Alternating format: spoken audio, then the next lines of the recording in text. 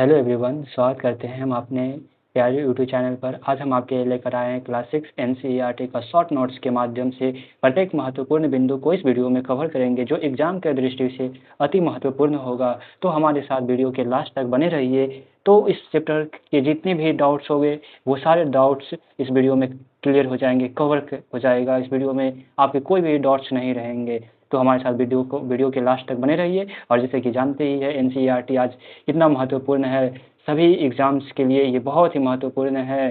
हर exams में आज जो सवाल आ रहे हैं एनसीईआरटी बेस्ड आ रहे हैं, तो एनसीईआरटी पढ़ना अति आवश्यक होगा। और देखिए, किताब में पढ़ना थोड़ा सा आपके लिए लेकर आए हैं शॉर्ट नोट्स के माध्यम से क्लास 6 का एनसीईआरटी का सलूशन लेकर आए हैं, जो इस वीडियो में प्रत्येक महत्वपूर्ण बिंदु को समाहित किया गया है। चलिए देर ना करते हुए वीडियो को स्टार्ट करते हैं। अध्याय 1 है भोजन कहाँ से आता है, चैप्टर का नाम है। चलिए अब जानेंगे प्रमुख पोषक तत्व क्या है। भोजन कहाँ से आता है।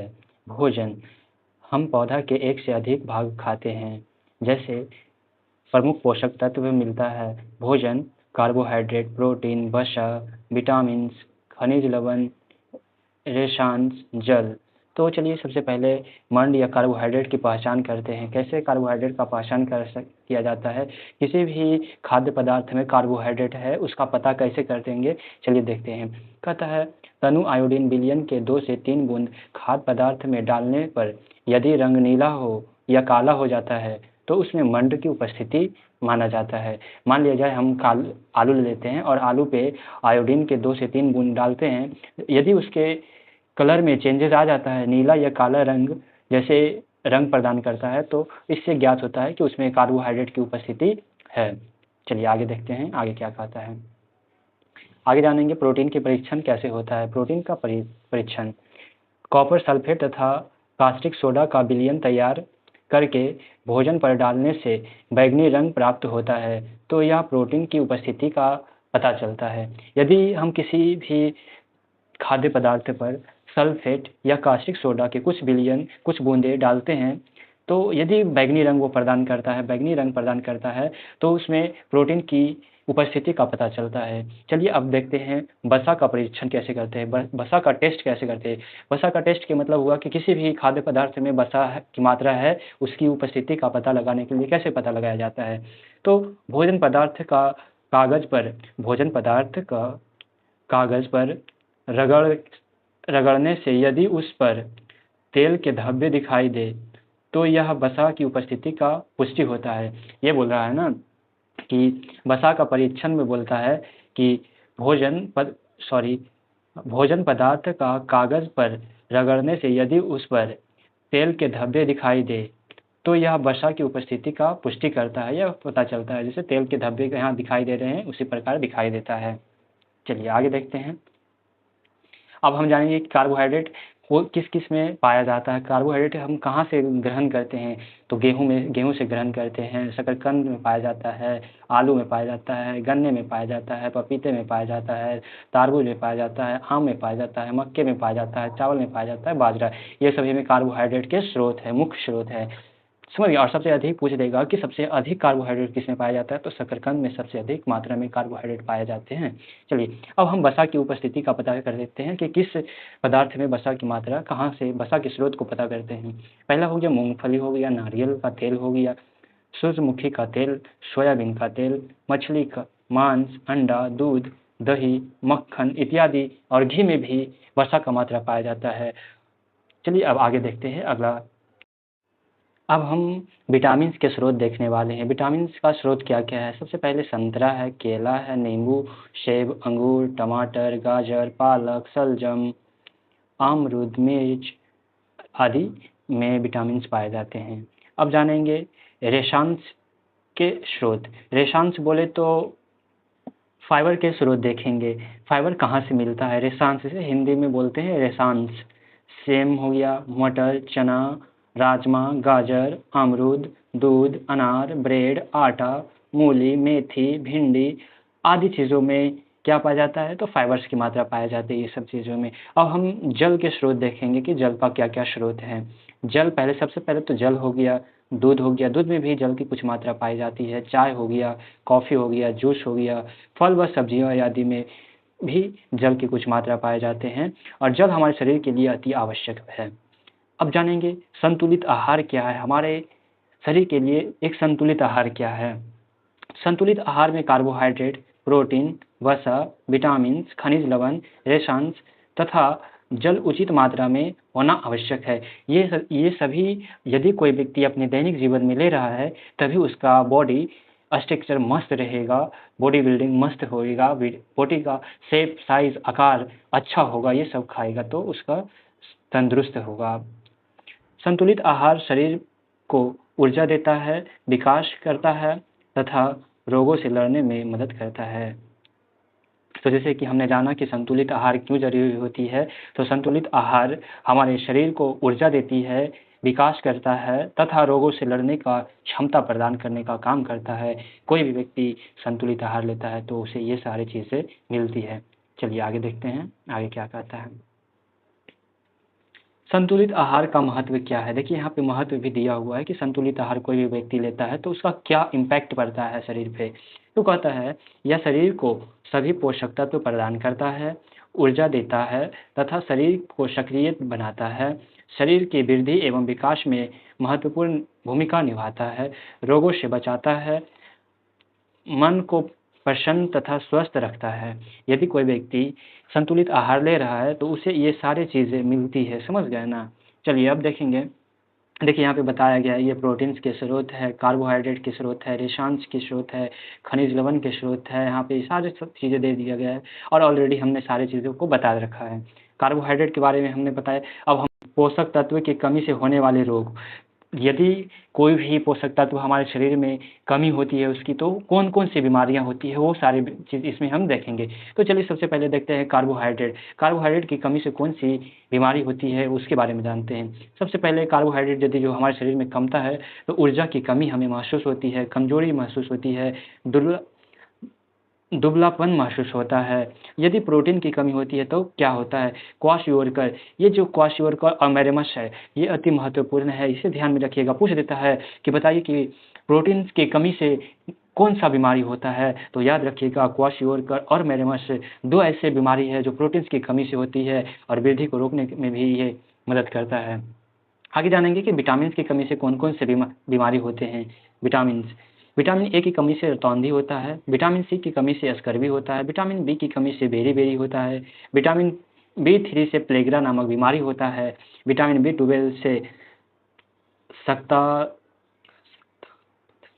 रक्त रक्त रक्त अल्पता यानी कि विटामिन बी12 से रक्त अल्पता यानी कि बोले तो रक्त की कमी होती है और विटामिन डी की कमी से हड्डियाँ कमज़ोर हो जाती है। अब हम जानेंगे खनिज लवण से। खनिज लवण की कमी होगी तो हमारे शरीर में कौन-कौन सी बीमारियाँ होंगी। सबसे पहले एनीमिया, लोहे की कमी आएगी, फिर आयोडीन की कमी होगी, घेंघा जैसे बीमारी होंगे, दाँत कमज़ोर हो जाएगा, हड्डियाँ कमज़ोर हो जाएगी, कैल्शियम की कमी हो जाएगी। और अब हम देखेंगे फाइबर्स की कमी से क्या-क्या होगा। कब्ज़ की शिकायत होगी, पाचन में समस्या आएगी। यदि हम उचित मात्रा में फाइबर्स की मात्रा नहीं ले रहे हैं तो कब्ज़ और पाचन जैसी शिकायतों का अनुभव करेंगे। फिर जल, यदि कोई व्यक्ति जल कम ले रहा है, कम ग्रहण कर रहा है तो निर्जलीकरण, थकान, चक्कर जैसी समस्या का सामना करेगा। चलिए आगे देखते हैं, आगे क्या कहता है। आगे कहता है अब हम बात करने वाले हैं प्रोटीन के स्रोत। प्रोटीन के स्रोत क्या-क्या है? प्रोटीन हमें निम्नलिखित चीज़ों से प्राप्त होती है, जैसे मांस, मछली, अंडा, दूध, दही, दाल, दाल जैसे मसूर का दाल, मूंग का दाल, चना, अरहर, उड़द आदि दाल से हमें प्रोटीन की प्राप्ति होती है। सोयाबीन, राजमा, लोबिया जैसे चीज़ों से भी हमें प्रोटीन की प्राप्ति होती है। मेवा जैसे बादाम, काजू, अनाज से गेहूँ और कुछ सब्जियाँ से भी हमें क्या होती है तो प्रोटीन की प्राप्ति होती है। समझ गए ना, प्रोटीन की प्राप्ति होती है और प्रोटीन हमारे शरीर के निर्माण में प्रोटीन को शरीर का निर्माणक भोजन भी कहा जाता है। यानी कि प्रोटीन को एडिट करे पड़ेगा हमको बहुत। प्रोटीन को शरीर का निर्माणक भोजन कहा जाता है। निर्माणक भोजन मतलब बोले तो इसे body building vitamin body building भी कहा जाता है, समझ गए ना। प्रोटीन से ही बॉडी बिल्डिंग का काम होता है, समझ गए ना। जो यहाँ पे बॉडी बिल्डिंग दिया हुआ है, तो प्रोटीन के प्रोटीन की स्रोत लेंगे तो हमारा बॉडी बिल्डिंग होगा, बॉडी बिल्ड करेगा, बॉडी बनेगा। चलिए आगे देखते हैं विटामिन के क्या क्या कार्य है। विटामिन यदि जो हम ले रहे हैं विटामिन तो उसका क्या कार्य है। विटामिन के स्रोत हैं आम, गाजर, पालक, टमाटर, नींबू, अंडा इत्यादि चीज़ों से हमें विटामिन की प्राप्ति होती है। अब हम जानेंगे उसके कार्य क्या है। हमने विटामिन को अपने दैनिक जीवन में खाया तो उसका क्या इनपुट मिलेगा। तो कह रहा है विटामिन हमारे शरीर को स्वस्थ रखने में मदद करता है। सबसे पहले विटामिन की यही फायदा है कि विटामिन हमारे शरीर के लिए स्वस्थ रखने में मदद करता है शरीर को। और दूसरा मदद करता है, ये शरीर को रोग प्रतिरोधक क्षमता प्रदान करता है। विटामिन सी यदि शरीर में अच्छी मात्रा में है तो ये रोग प्रतिरोधक क्षमता भी प्रदान करने का काम करता है। यह आँखों, हड्डी, दांत को स्वस्थ रखने में भी मदद करता है। यह शरीर की वृद्धि व विकास में भी सहायक है। विटामिन की कमी से शरीर में अनेकों रोग हो जाती है, तो इसलिए एक संतुलित आहार करिए। संतुलित आहार से आपके शरीर स्वस्थ रहेंगे और आप भी स्वस्थ रहेंगे। चलिए आगे देखते हैं कार्बोहाइड्रेट के बारे में विशेष बातें देखते हैं। चावल में कार्बोहाइड्रेट अधिक मात्रा में पाया जाता है। कार्बोहाइड्रेट हमारे शरीर को ऊर्जा देने का काम मुख्य स्रोत करता है। मुख्य काम है कार्बोहाइड्रेट का ऊर्जा प्रदान करने का। आलू, शकरकंद, गेहूं, मक्का इत्यादि चीज़ें में कार्बोहाइड्रेट पाई जाती है। अब देखेंगे जल के कार्य। जल हम अपने शरीर में लेते हैं तो उसका क्या क्या कार्य है। सबसे पहले है जल शरीर की प्यास बुझाता है। जल शरीर को शीतलता प्रदान करता है। जल भोजन को पाचन में सहायता प्रदान करता है।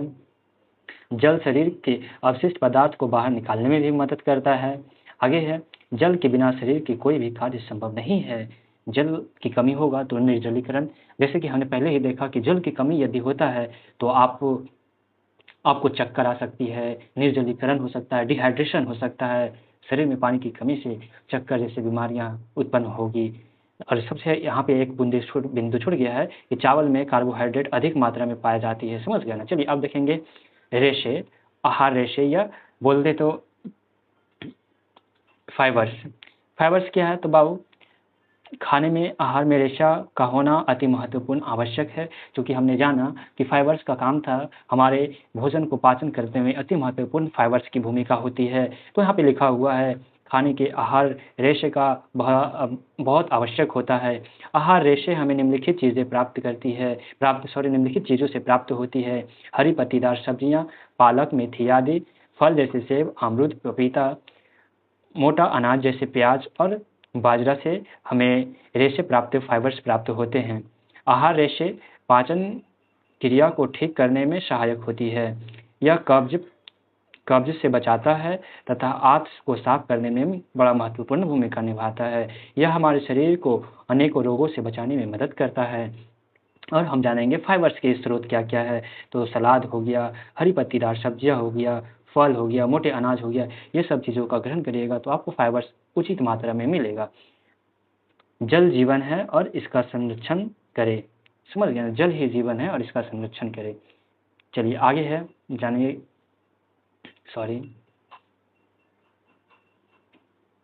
आगे जानेंगे पानी की पूर्ति निम्नलिखित स्रोतों से होती है। सबसे पहले नल की पानी, कुएं से पानी प्राप्त होता है। हैंडपंप जो होता है चापाकल से भी पानी प्राप्त किया जाता है। नदियों से भी पानी प्राप्त होता है। तालाब का पानी, वर्षा का पानी। शरीर में प्रोटीन की आवश्यकता क्यों होती है? वाई कह रहा है कि शरीर में प्रोटीन की आवश्यकता आखिर हम क्यों है, क्यों प्रोटीन लेते हैं। तो आइए हम जानते हैं शरीर में प्रोटीन की आवश्यकता क्यों होती है। तो शरीर के नए ऊतकों के निर्माण के लिए प्रोटीन की आवश्यकता होती है। शरीर के वृद्धि व विकास के लिए आवश्यकता होती है। शरीर के टूटे फूटे अंगों की मरम्मत के लिए प्रोटीन की आवश्यकता होती है। शक्ति प्रदान करने के लिए प्रोटीन की आवश्यकता होती है। और हम कोई भी कार्य कर रहे हैं उसके लिए भी प्रोटीन की आवश्यकता होती है। प्रोटीन की कमी से शरीर में कमज़ोर हो जाती है शरीर। यदि प्रोटीन की हमारे शरीर में कमी होती है तो विभिन्न प्रकार के रोगों को सामना करना पड़ता है। जैसे कि हमने जाना था क्वाशियोरकर और मैलेमस जैसे विभिन्न बीमारियों को संकट की सामना करना पड़ता है। और प्रोटीन की कमी से हमारा शरीर कमज़ोर हो जाता है, विकास अवरुद्ध हो जाता है, विकास की गति में कमी आती है तथा रोग प्रतिरोधक क्षमता भी कमी आती है। और चलिए और आगे देखते हैं आगे क्या कहता है। देखेंगे। चलिए अब हम देखेंगे चैप्टर 2 प्राणियों में पोषण को देखेंगे। सबसे पहले है पोषक तत्व का पाचन कैसे होता है। कार्बोहाइड्रेट हमारे मुंह में लार में उपस्थित एंजाइम एमाइलोज की सहायता से ग्लूकोज में टूट जाता है। वसा छोटी आंत में पहुंचकर पीत रस की सहायता से फैटी एसिड एवं ग्लिसरॉल में टूट जाता है। प्रोटीन हमारे पेट में पेप्सिन की सहायता से एमिनो अम्ल में टूट जाता है। चलिए, कार्बोहाइड्रेट जो है ग्लूकोज में बदल जाता है, वसा फैटी एसिड में बदल जाता है, प्रोटीन एमिनो अम्ल में बदल जाता है। समझ गए ना। चलिए आगे है मधुमक्खी एवं हमिंग बर्ड। मधुमक्खी फूल से मीठा रस चूसती है, हमिंग बर्ड फूल का रस चूसता है और कीड़े एवं मकड़ियाँ को खाता है। ये सब इसके स्रोत हैं। स्टारफिश की बात करें तो स्टारफिश समुद्र में पाई जाती है। यह अपने पेट को मुंह से बाहर निकालता है और शिकार को पकड़ पेट में पचाती है। अगला जानेंगे कुतांक दांत। कुतांक जैसे चूहे गिलहरी दांत तेज एवं लंबे होते हैं। इन दांतों की अग्र सतह पर कड़ा एनामेल पाया जाता है जो उन्हें हमेशा तेज व मजबूत बनाए रखता है। ये दांत को बढ़ते रहता है, ये दांत को बढ़ाते हुए रहता है। आगे जानेंगे दूध के दांत। 8 वर्ष के बच्चे के मुंह में कुल 12 दांत होते हैं।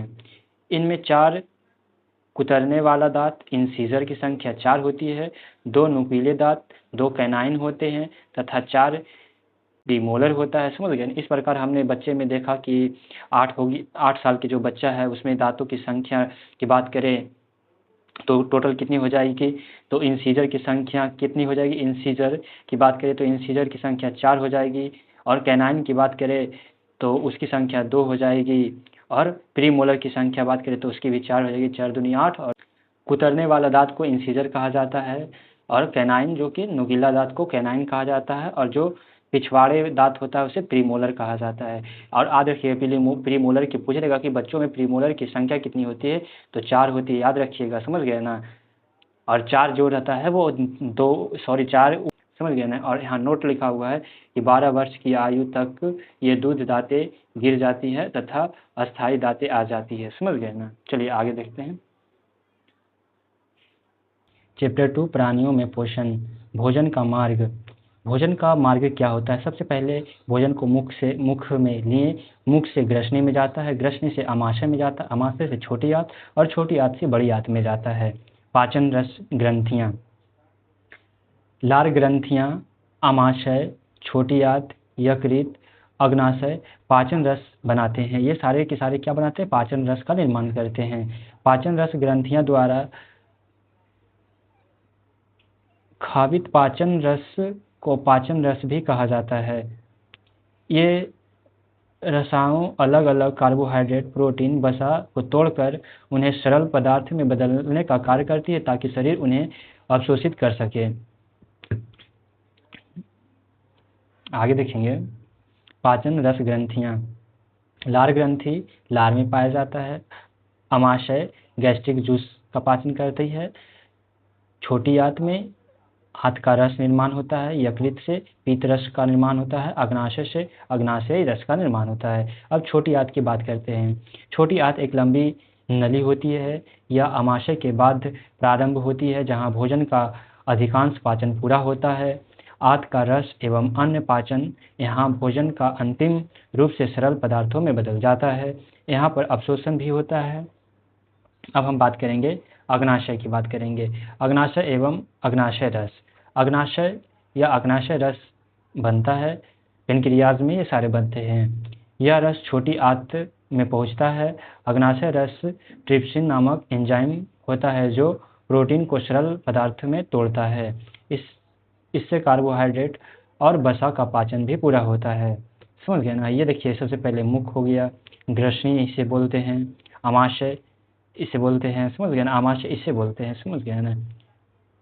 छोटी आंत ये हो गया, बड़ी आंत ये हो गया और यहाँ पर ये लार ग्रंथियाँ पाई जाती है और इसे यकृत बोलते हैं। और ये अग्नाशय हो गया, मलाशय हो गया, जहाँ मल जमा होता है उसे मलाशय कहा जाता है, और ये गुद्दा हो गया। समझ गए हैं। चलिए और आगे आगे देखते हैं और भी क्या फैक्ट्स दिए गए हैं, वो सारे फैक्ट्स इस वीडियो में कवर करेंगे। अगला कह रहा है आमाशय का कार्य क्या होता है। जिसे आमाशय का कार्य क्या हमारे बॉडी में होता है। आमाशय भोजन को कुछ समय तक रोका रखता है।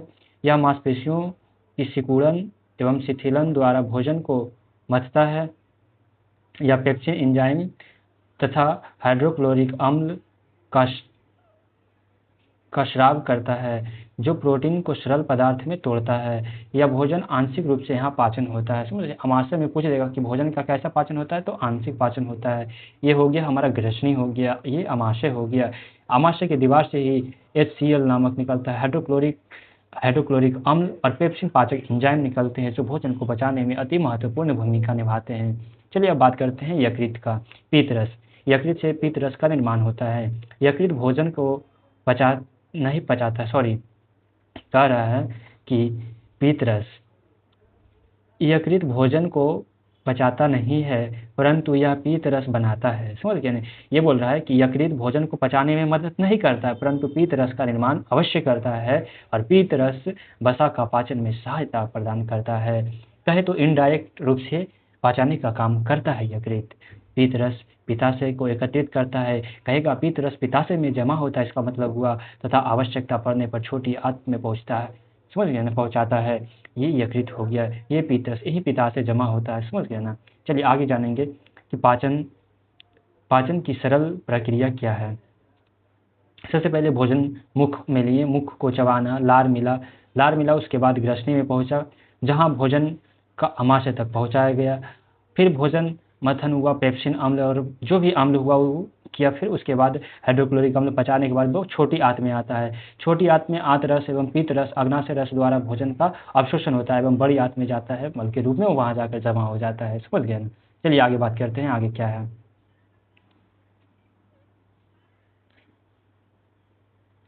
अभी भी चैप्टर 2 ही चल रहा है। समझ गया ना। अभी भी चैप्टर 2 ही देखने वाले हैं। अब बड़ी आंत को देखने वाले हैं। बड़ी आंत क्या क्या काम करती है उसके बारे में जानेंगे।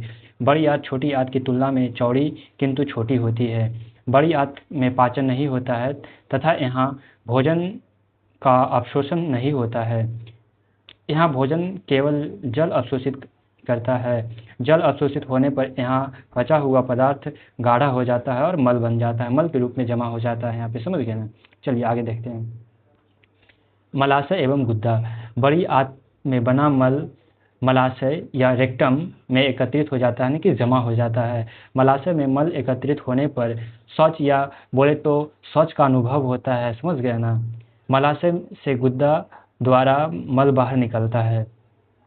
1822 ईस्वी में विलियम ब्यूमंट, अमेरिका के विलियम ब्यूमटन नामक चिकित्सा ने एक व्यक्ति के आमाशय में पाचन क्रिया के अध्ययन किया, और इस व्यक्ति के पेट में गोली लगने से छेद हो गया था, जिससे विलियम ब्यूमंट आमाशय देखने का अवसर मिला। यहाँ पे कहने का मतलब हुआ कि 1822 ईस्वी में अमेरिका का एक वैज्ञानिक था या डॉक्टर था, जिसे विलियम ब्यूमंट नाम था। उसने सबसे पहले आमाशय को गोली लगने पर ही देखने का कार्य सबसे पहले इसी को जाता है। समझ गए ना। चलिए आगे देखते हैं। अत्यधिक महत्वपूर्ण प्रश्न। अत्यधिक महत्वपूर्ण बिंदु पर क्विक रिवीजन की बात करें तो कार्बोहाइड्रेट मुंह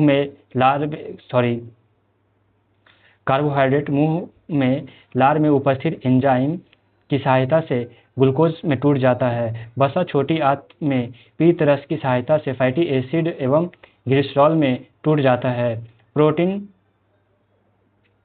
प्रोटीन पेट में पेप्सिन की सहायता से अमीनो अम्ल में टूट जाता है। दांत के प्रकार कैनाइन, कृंतक है, बहन पादा हिंदी में तो ऐसे नाम है नहीं, कृंतक, नुकीला और पिछवाड़ा दांत होता है। पाचन का मार्ग सबसे पहले मुख से, फिर ग्रसनी, आमाशय, छोटी आंत, फिर बड़ी आंत में जाता है। पाचन रस ग्रंथियां, लार ग्रंथियां, आमाशय, छोटी आंत, यकृत, अग्नाशय, ये सब पाचक ग्रंथियां हो गया। पोषक तत्व के अवशोषण छोटी आंत की झिल्लियों द्वारा होता है। बड़ी आंत में जल अवशोषण होता है और मल बनता है। मलाशय में मल एकत्रित होने से शौच की क्रिया का अनुभव होता है। अब अवशोषण की बात करेंगे। भोजन के पाचन के बाद जो पोषक तत्व बनता है उनका अवशोषण छोटी आंत के भीतरी दीवार से होता है। यह पोषक तत्व रक्त द्वारा हमारे शरीर के अलग अलग भागों तक पहुंचता है। शरीर भोजन को पौष्टिक भाग का उपयोग करता है तथा अवशिष्ट पदार्थ को बाहर निकाल देता है। अवशोषण स्थल छोटी आंत के भीतरी दीवार में बहुत सी छोटी छोटी उंगली जैसी संरचना पाई जाती है जिसे भिल्लियां या झिल्ली कहते हैं। इन झिल्लियों से पोषक तत्व का अवशोषण होता है। जो भी हम प्रोटीन और विटामिन खाते हैं उसका अवशोषण झिल्ली के माध्यम से होता है। जो वो पोषक युक्त होता है उसे ग्रहण कर लेता है और जो अवशिष्ट पदार्थ होता है उसे मल या मूत्र के माध्यम से बाहर निकालने का काम करता है। समझ गया ना। चलिए आगे देखते हैं।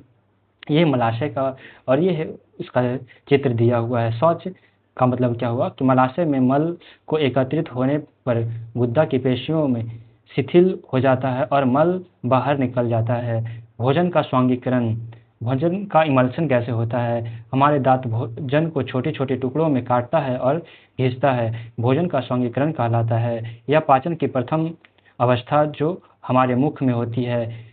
इससे भोजन का निगलना आसान हो जाता है तथा उसकी सतह बढ़ जाती है और जिससे पाचन जल्दी हो जाती है। और स्वांगीकरण के माध्यम से क्या होता है ना कि भोजन के बड़े बड़े टुकड़े सरल टुकड़ों में टूट जाती है और भोजन में मिठासपन बोले तो उसमें स्टार्च की मात्रा पाई जाती है, ग्लूकोज जिसे बोलते हैं। समझ जिस कारण से देखते हैं कि रोटी जब लंबे समय तक चिबाया जाता है तो मीठा जैसा अनुभव होता है। समझ गए ना। तो इसी के कारण होता है, स्वांगीकरण के कारण ही होता है। यदि जब लंबे समय तक आप कोई भी चीज़ को खाएगा, ये रोटी जैसे हो गया, लंबे समय तक चबाने पर हमें मिठास की अनुभव होता है।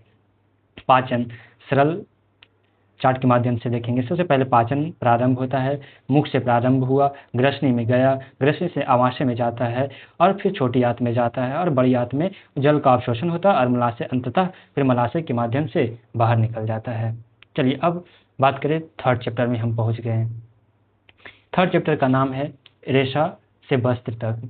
रेशों से वस्त्र तक की कहानी को हम जानेंगे। रेशों की चलिए सबसे पहले है प्राकृतिक रेशा।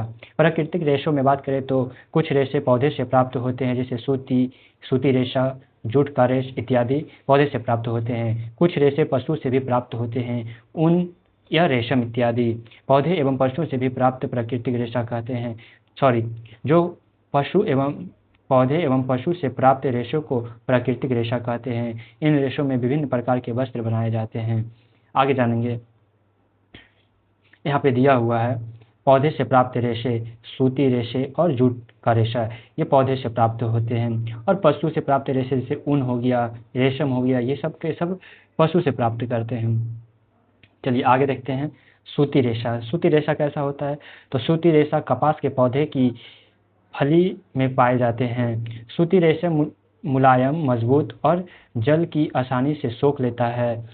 सूती रेशा की सूती वस्त्र बनाया जाता है। सूती वस्त्र हमें गर्मी, ठंडे एवं सर्दी में गर्माहट प्रदान करने का काम करता है। अगला जानेंगे जूट का रेशा। जूट का रेशा कहाँ से आता है, कैसे बनता है, वो सारी चीज़ें जानेंगे। सबसे पहले यहाँ सूती रेशा में देखा कि इस फली से बनता है ना रेशा, सूती रेशा बनता है किसके, कपास के पौधे के फली से बनता है। समझ गया ना। और फली खुलने की अवस्था ये है, फली की खुलने की अवस्था और ये खुली हुई अवस्था, इसी के माध्यम से क्या बनता है, सूती रेशा बनता है। अब हम जानेंगे जूट का रेशा। जूट का रेशा कैसे बनता है तो जूट के रेशे को जूट के पौधे के तने से प्राप्त किया जाता है। ये रेशे मोटे, मजबूत, भूरी रंग का होता है। जूट के रेशे जल को जल्दी नहीं सोखता, इसलिए इनसे बनाए गए वस्त्र बहुत आरामदायक नहीं होता है। जूट के रेशे बोरियां, रस्सी, डाट आदि से बनाए जाते हैं। समझ, डाट आदि बनाए जाते हैं, डाटा आदि बनाए जाते हैं, सॉरी यहाँ पे याद रखिएगा। जूट के रेशे से बोरियां, रस्सी, टाटा आदि बनाया जाता है। जूट के ये पौधा हो गया। तने को काट कर पानी में डुबाया जाता है, फिर तने को बाहर निकाला जाता है, बाहर निकालकर उसे सुखाया जाता है, फिर अंततः जूट की प्राप्ति हो जाती है। चलिए अब जानेंगे ऊन के बारे में। ऊन भेड़, बकरी, खरगोश या आदि पशुओं के शरीर पर पाए जाने वाला बाल को से प्राप्त होता है। ऊन के रेशे मुलायम, गर्माहट देने वाला एवं जल को सोखने वाला होता है। ऊन का उपयोग स्वेटर, मफलर, शॉल, टोपी इत्यादि बनाने में किया जाता है। यही देखिए भेड़ हो गया, उसका ऊन निकाला जा रहा है यहाँ पे और अंततः ऊन बन गया। अब नोट में जानेंगे, नोट बिंदु में क्या है, पौधे एवं पशुओं से प्राप्त रेशे को प्राकृतिक रेशा कहा जाता है। इन रेशों में विभिन्न प्रकार के वस्त्र बनाए जाते हैं। सूती रेशा, जूट रेशा, ऊन की रेशा, ये सभी प्राकृतिक रेशा के उदाहरण हैं। प्राकृतिक रेशे के गुण, ये रेशे जैविक स्रोतों से प्राप्त होता है। ये रेशे पर्यावरण के लिए हानिकारक नहीं होता है। ये रेशे वायु से गुजरने देता है, इसलिए आरामदायक होता है हमारे शरीर के लिए। चलिए आगे जानेंगे रेशे के बारे में। रेशे से वस्त्र तक की कहानी को जानेंगे। पांचवा है रेशम, सिल्क। सिल्क की बात करें तो रेशम कीट कोश बनाता है। रेशम कीट कोश बनाता जो एक लंबा धागा होता है, जिसे रेशा का धागा कहा जाता है, रेशम का धागा कहा जाता है। यह धागा रेशम की कीट के द्वारा निर्मित होता है। हजारों रेशम के कीट के कोश को प्राप्त रेशम को उबाल कर धागे में बदला जाता है। इसे धागे से वस्त्र बनाए जाते हैं। कम लागत वाला रेशा टसर रेशा कहलाता है।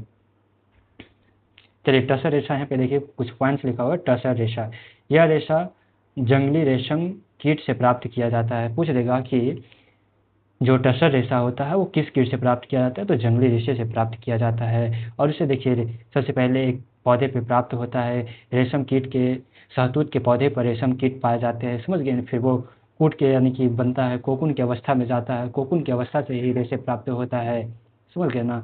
और उसे गर्म किया जाता है और अंततः रेशम की साड़ियाँ, बहुत सारे वस्त्र बनाए जाते हैं रेशम से, समझ गए ना। चलिए आगे देखते हैं। आगे ऊन के बारे में जानेंगे कि ऊन क्या है। छठा है ऊन। ऊन भेड़, बकरी, खरगोश, याक आदि पशुओं के शरीर से पाई जाने वाली बाल से प्राप्त होता है। भेड़ के ऊन से गर्म वस्त्र बनाए जाते हैं। ऊन प्राप्त करने के लिए भेड़ को कत्सा द्वारा उनके बाल को काटकर हटाया जाता है। काटे गए बाल को साफ करके कातार तथा बुनकर ऊनी वस्त्र बनाया जाता है। ये भेड़ हो गया, उसका ऊन निकाला गया और उसे जल में अच्छी तरह से साफ किया गया, अंततः धागा का निर्माण हुआ और अंततः वस्त्र का निर्माण हो गया। अब जानेंगे जूट। जूट का निर्माण कैसे होता है। जूट के रेशे जूट के पौधे के तने से प्राप्त होता है। ये रेशे मजबूत और सस्ते होते हैं। इनसे बोरे, रस्सी आदि बनाए जाते हैं। जूट के रेशे से प्राप्त करने की प्रक्रिया नीचे दी गई है। जूट के रेशे कैसे प्राप्त किया जाता है। जूट के रेशे प्राप्त करने की प्रक्रिया, जूट के पौधा होता है, फिर उसके तने को पानी में डालकर सुखाया जाता है, फिर उसे बाहर कर लिया जाता है, फिर उसे सुखाने के बाद और धागा अंततः प्राप्त किया जाता है। अब जानेंगे प्राकृतिक रेशे से वस्त्र तक की कहानी को जानेंगे। सबसे पहले प्राकृतिक रेशे जो पौधे एवं पशु से प्राप्त होते हैं। रेशे की प्राप्ति होती है, रेशे की सफाई होती है, फिर धागे बनाई जाती है, धागे से कपड़े बनाए जाते हैं और अंततः कपड़े से वस्त्र बनता है। पौधे से सूती रेशा, जूट रेशा इत्यादि सब बनते हैं। मुख्य बिंदु की बातें करें तो इसमें क्या मुख्य बिंदु रहे, तथा कुछ रेशे पौधे से प्राप्त होते हैं, जैसे सूती के रेशा, जूट रेशा, ये सब पौधे से प्राप्त होते हैं। कुछ रेशे पशुओं से प्राप्त होते हैं, जैसे ऊन और रेशम। पौधे एवं पशुओं से प्राप्त रेशों की प्राकृतिक रेशा कहते हैं। इन रेशों में विभिन्न प्रकार के वस्त्र बनाए जाते हैं। सूती रेशा कपास के पौधे की फली से प्राप्त होती है।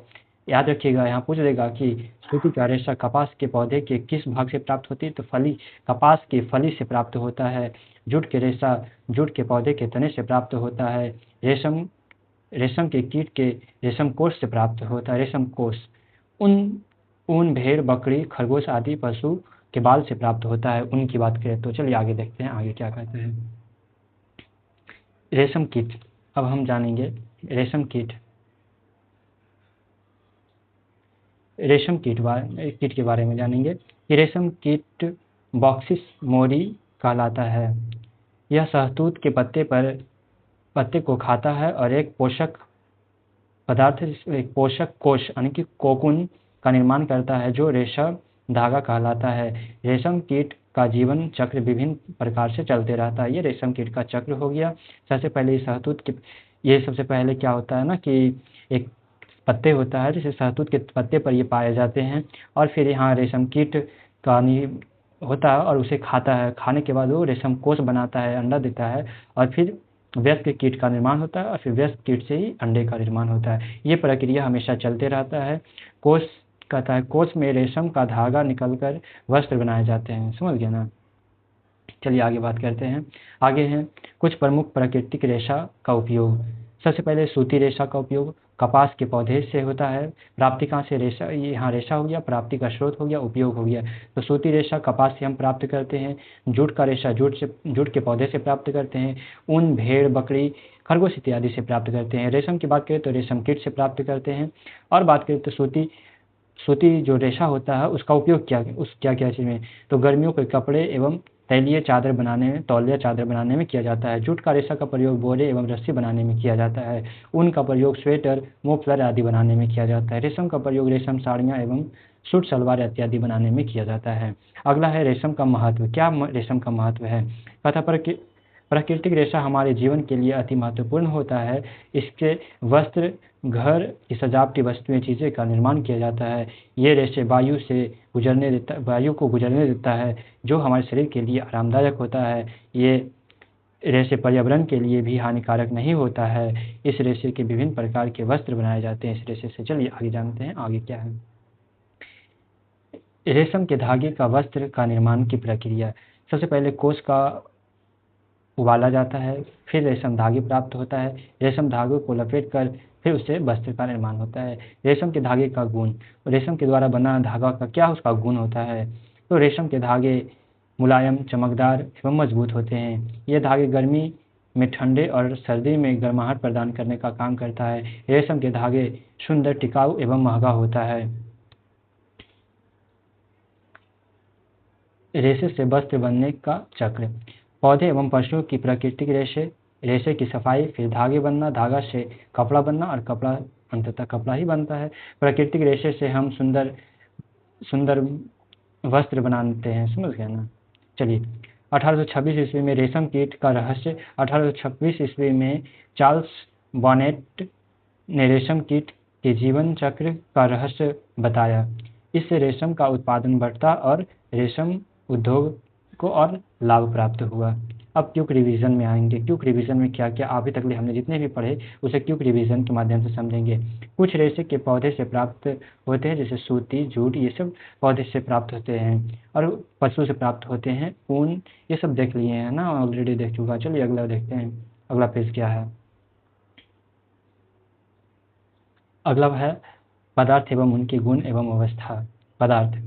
हमारे चारों ओर जो भी वस्तु है वे पदार्थ से बनी है। पत्थर, लकड़ी, प्लास्टिक, पानी, हवा, सोना, चांदी, चीनी, नमक आदि सभी पदार्थ से बने हैं।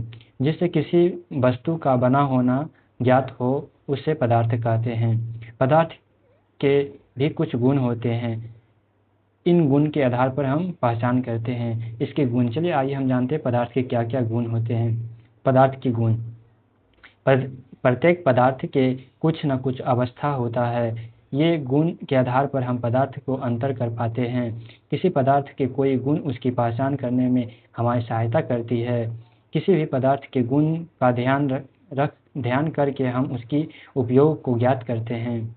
जैसे पदार्थ के गुण के उदाहरण हैं रंग के आधार पर, गंध के आधार पर, स्वाद के आधार पर, चमक के आधार पर, कठोरता, घुलनशीलता आदि के आधार पर हम पदार्थ की पहचान करते हैं। पदार्थ की अवस्थाएं।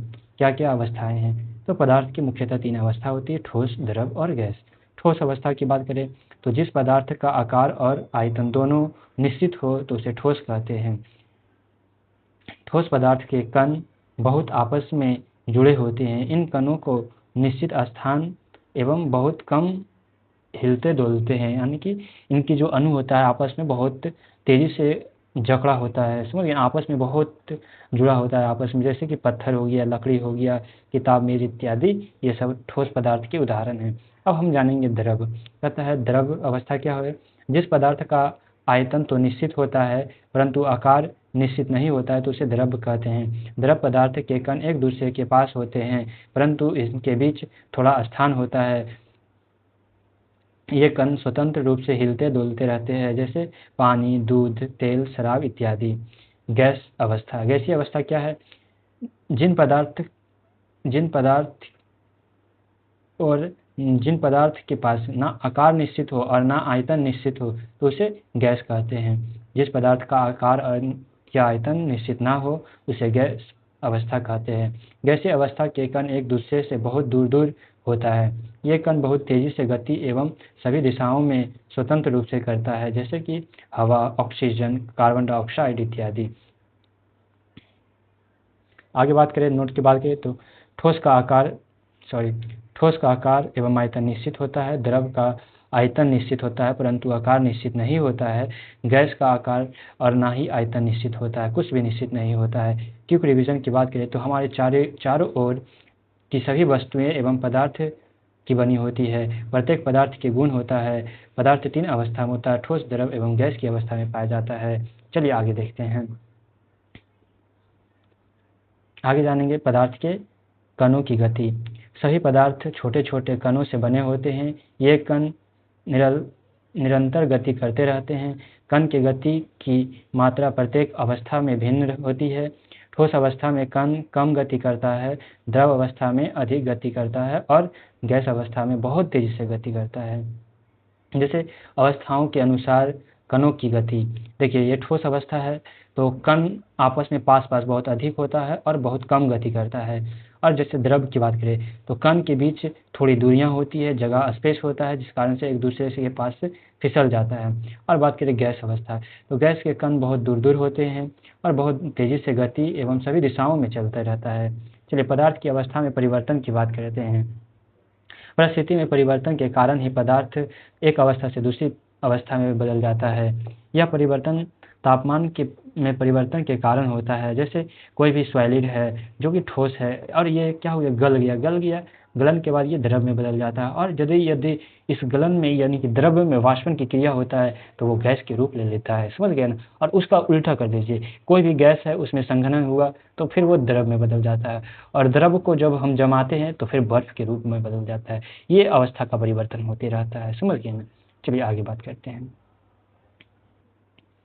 सबसे पहला है गलन, यहाँ मिल्टिंग की बात की गई है।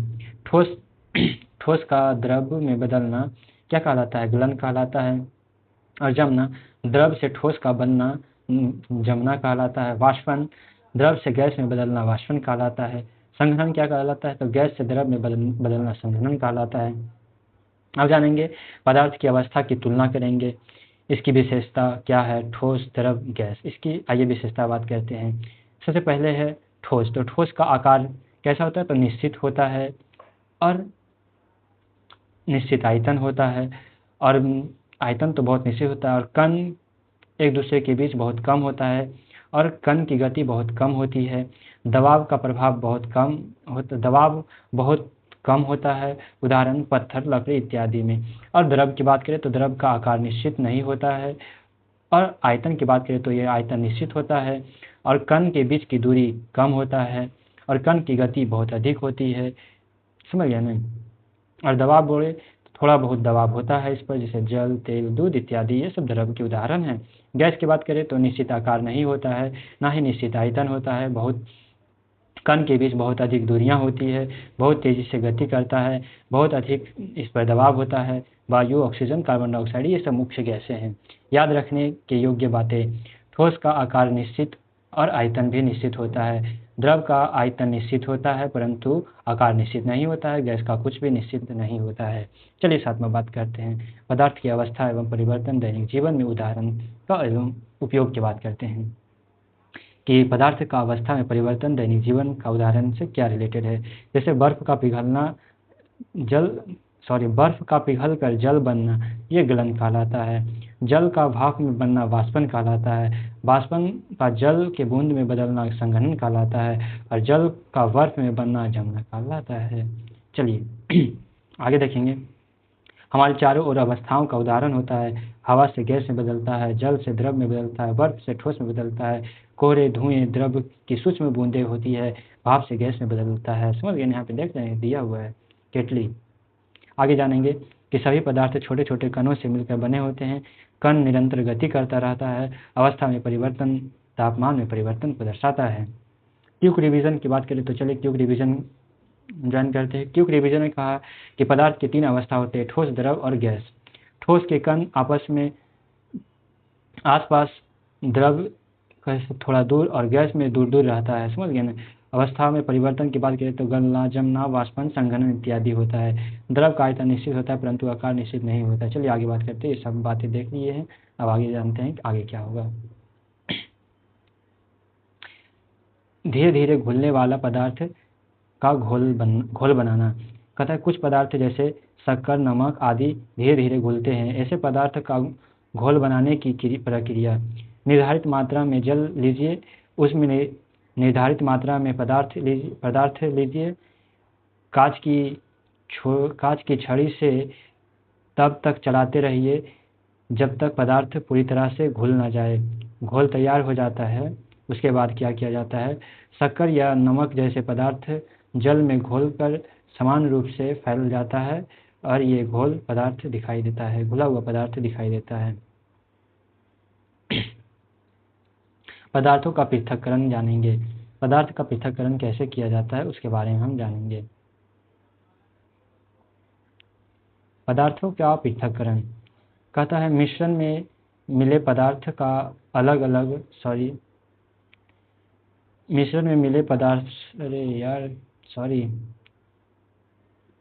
पदार्थों का पृथक्करण। मिश्रण में मिले पदार्थ को अलग अलग करने की प्रक्रिया को पृथक्करण कहलाता है, समझ गए ना। इसे अलग अलग तरीके से किया जाता है। सबसे पहले विधि यहाँ पे है और कम उपयोगी एवं उदाहरण चित्र यहाँ दिया गया है। सबसे पहले है फिल्ट्रेशन, मतलब छानना। ठोस द्रव से द्रव को अलग किया जाता है, समझ गए ना। ठोस प्लस द्रव का मिश्रण जब ठोस अघुलनशील होता है, जैसे रेत और जल को अलग किया जाता है इस विधि से, छनन विधि से, समझ गए ना।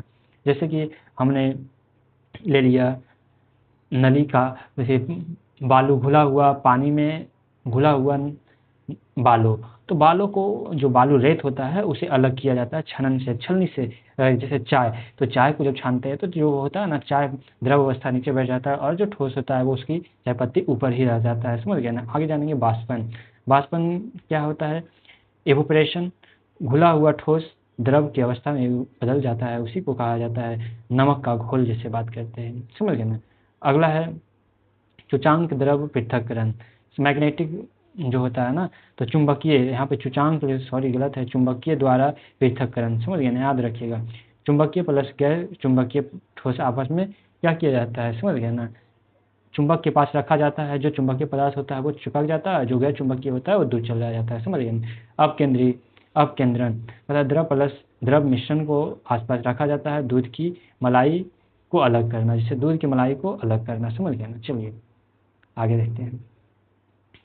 दैनिक जीवन में पदार्थों का उपयोग की बात करते हैं तो जल पीने के लिए उपयोग किया जाता है, समझ गए ना। वायु शोषण के लिए उपयोग किया जाता है। पत्थर भवन निर्माण के लिए, लकड़ी फर्नीचर आदि बनाने के लिए किया जाता है। धातु लोहा बर्तन या मशीन बनाने के लिए किया जाता है। प्लास्टिक खिलौना बर्तन इत्यादि बनाने में किया जाता है।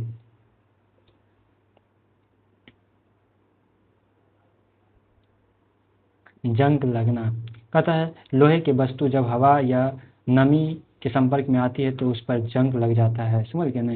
जंग लोहे के धीरे धीरे खा कर देती है, समझ गए, खराब कर देती है, सॉरी, और वह कमज़ोर हो जाता है। इसे रोकने के लिए हम लोहे की वस्तुओं पर तेल या पेंट या जिंक की परत चढ़ाते हैं, समझ गए ना। जंग लगने से रोकने का उपाय, सबसे पहले तेल या ग्रीस लगाया जाता है, पेंट किया जाता है, जस्ते का परत चढ़ाया जाता है, समझ गए ना। चलिए आगे देखते हैं। आगे जानेंगे पदार्थ की समूह। हम जिन जिन वस्तु से बने पदार्थ से घिरे होते हैं उनके गुणों के आधार पर समूह में बांटा सकते हैं, विभिन्न समूह में बांट कर पढ़ सकते हैं। पदार्थों का समूह, प्राकृतिक पदार्थ और मानव निर्मित पदार्थ, जैसे पत्थर, लकड़ी, जल, हवा इत्यादि, ये सब प्राकृतिक है। और मानव द्वारा प्लास्टिक, कांच, कागज, सीमेंट इत्यादि, ये सब मानव द्वारा निर्मित है। पदार्थ की पहचान उनके गुण के आधार पर करना विज्ञान की एक महत्वपूर्ण प्रक्रिया है। क्यूब रिवीजन की बात करें तो पदार्थ हमारे चारों ओर पत्थर, लकड़ी, पानी, हवा, सोना, नमक आदि से घिरे होते हैं या बने होते हैं। पदार्थ के गुण की बात करें तो रंग, गंध, स्वाद इत्यादि ये सब पदार्थ के गुण को प्रदर्शित करता है। पदार्थ की 3 अवस्था होते हैं, ठोस, द्रव, गैस होता है। परिवर्तन 2 प्रकार के होते हैं, भौतिक और रासायनिक रूप से परिवर्तन होता है। पृथक्करण की बात करें तो देख लिया हमने, आगे चलिए आगे देखते हैं। आगे देखते हैं आगे क्या है। पौधे को जानिए। पौधे को क्या जाने भाई, आइए जानते हैं पौधे के बारे में। पौधे हमारे लिए अति महत्वपूर्ण है। चैप्टर नंबर 5 है पौधे को जानिए। पौधे हमारे लिए महत्वपूर्ण क्यों है? पौधे हमारे जीवन के लिए अति महत्वपूर्ण है। ये हमें भोजन, ऑक्सीजन, अनेक उपयोगी वस्तुएं प्रदान करता है। पौधे हवा को शुद्ध करता है और पर्यावरण को संतुलित रखता है। ये मिट्टी को कटाव से बचाता है। पौधे के अनेक जीव जंतुओं का घर होता है। ये छाया देता है और तापमान को नियंत्रित करने का काम पौधा करता है। सोचिए पौधे का कितना काम है। सबसे पहले पौधे हमें क्या देता है, तो हमारे लिए बहुत सारे महत्वपूर्ण उपयोग, यहाँ पे बात करें तो पौधे हमारे जीवन के लिए अति महत्वपूर्ण होता है। ये हमें भोजन, ऑक्सीजन, अनेक उपयोगी वस्तुएं प्रदान करने का काम पौधा करता है। पौधे हमें शुद्ध ऑक्सीजन, पर्यावरण को संतुलित रखने का काम एक पौधा ही करता है। मिट्टी को कटाव से बचाने का काम भी पौधा ही करता है। पौधा अनेक जीव जंतुओं का घर होता है, जैसे कि पक्षी का घर एक वृक्ष पर ही होता है। वृक्ष पर ही पक्षियाँ घर बनाती है। ये छाया देती है, ये तापमान को नियंत्रित करने का काम करती है। पौधे हमें क्या क्या देता है, तो देखिए भोजन देने का काम करता है, ईंधन भी देने का काम करता है, छाया भी देता है। ये इससे वस्तुएं, विभिन्न प्रकार की वस्तुएं ही बनाए जाते हैं। ऑक्सीजन का नियंत्रण करने का काम भी पौधा ही करता है। और बात करें तो पौधे हमारे जीवन को प्रत्यक्ष या परोक्ष रूप से अनेक प्रकार से सहायता प्रदान करता है। बात करें कि पौधा जो होता है डायरेक्ट या इनडायरेक्ट रूप से हमें सहायता प्रदान करने का काम पौधा ही करता है। बहुत सारी चीज़ों में पौधा सहायता हमें प्रदान करता है। पौधा के मुख्य भागें। पौधा सामान्यतः एक पौधे निम्नलिखित भागों से जुड़ा होता है या विभिन्न भागों में बटा होता है। फूल हो गया, ये देखिए फूल हो गया, ये पत्तियां हो गई, ये तना हो गया, ये जड़ हो गया। अब हम बात करेंगे, ये देखिए जड़ हो गया, जड़ का भाग। अब इसका विशेषता क्या होगा? जड़ है तो उसकी कुछ ना कुछ तो अपनी विशेषता होगी। तो जड़ की विशेषता की बात करें तो जड़ सामान्यतः मिट्टी के अंदर होता है और इसके कार्य क्या होता है, तो ये पौधे को मिट्टी में मजबूती से टिकाऊ बनाए रखता है और पानी और खनिज तथा उसको अवशोषित करने का काम करता है। खनिज पदार्थों को अवशोषित करने का काम करता है। दूसरा है तना। तना की विशेषता क्या है, तो तना जमीन के ऊपर होता है। ये शाखाओं को सहायता प्रदान करता है। इसका कार्य क्या होता है, ये पानी और भोजन को जड़ों से पत्तियों तक एवं विभिन्न भागों तक पहुंचाने का काम करता है। अब पत्तियां हैं तो इसकी भी अपनी कुछ विशेषता है। पत्तियां हरी होती है, चपटी और विभिन्न आकार में होती है। इसकी भी अपनी कोई ना कोई कार्य होगा। ये भोजन बनाती है, वायु का आदान प्रदान करने का काम करती है एवं बाष्पोत्सर्जन में भी इसकी पत्तियां की महत्वपूर्ण भूमिका होती है। अब बात करें तो फूल की अपनी कोई विशेषता होगी। फूल रंग बिरंगे एवं सुगंधित प्रदान करने का काम करता है। इसकी भी अपनी कोई कार्य होगा। ये प्रजनन में सहायता प्रदान करती है और इससे फल और बीज बनते हैं। चलिए आगे देखते हैं। पौधे के प्रकार की बात करें तो पौधे को पौधे के प्रकार की बात करें तो पौधे को अनेक प्रकार के आधार पर मुख्यतः विभिन्न प्रकार में वर्गीकृत किया गया है। सबसे पहला वृक्ष बड़े मोटे ऊंचे पौधे जिनका मोटा तना होता है उसे ट्री कहा जाता है, जैसे आम, नीम और पीपल के वृक्ष को। झाड़ियाँ किसे कहा जाता है, तो इसमें कई पतले तने होते हैं जो जमीन से निचले भाग से शाखित होता है, जैसे गुलाब, गुड़हल, तुलसी। ये सब झाड़ियाँ, याद रखिएगा, पूछ देगा कि झाड़ियाँ क्या है, तो गुलाब, गुड़हल, तुलसी आदि पौधा झाड़ियाँ का निर्माण करता है।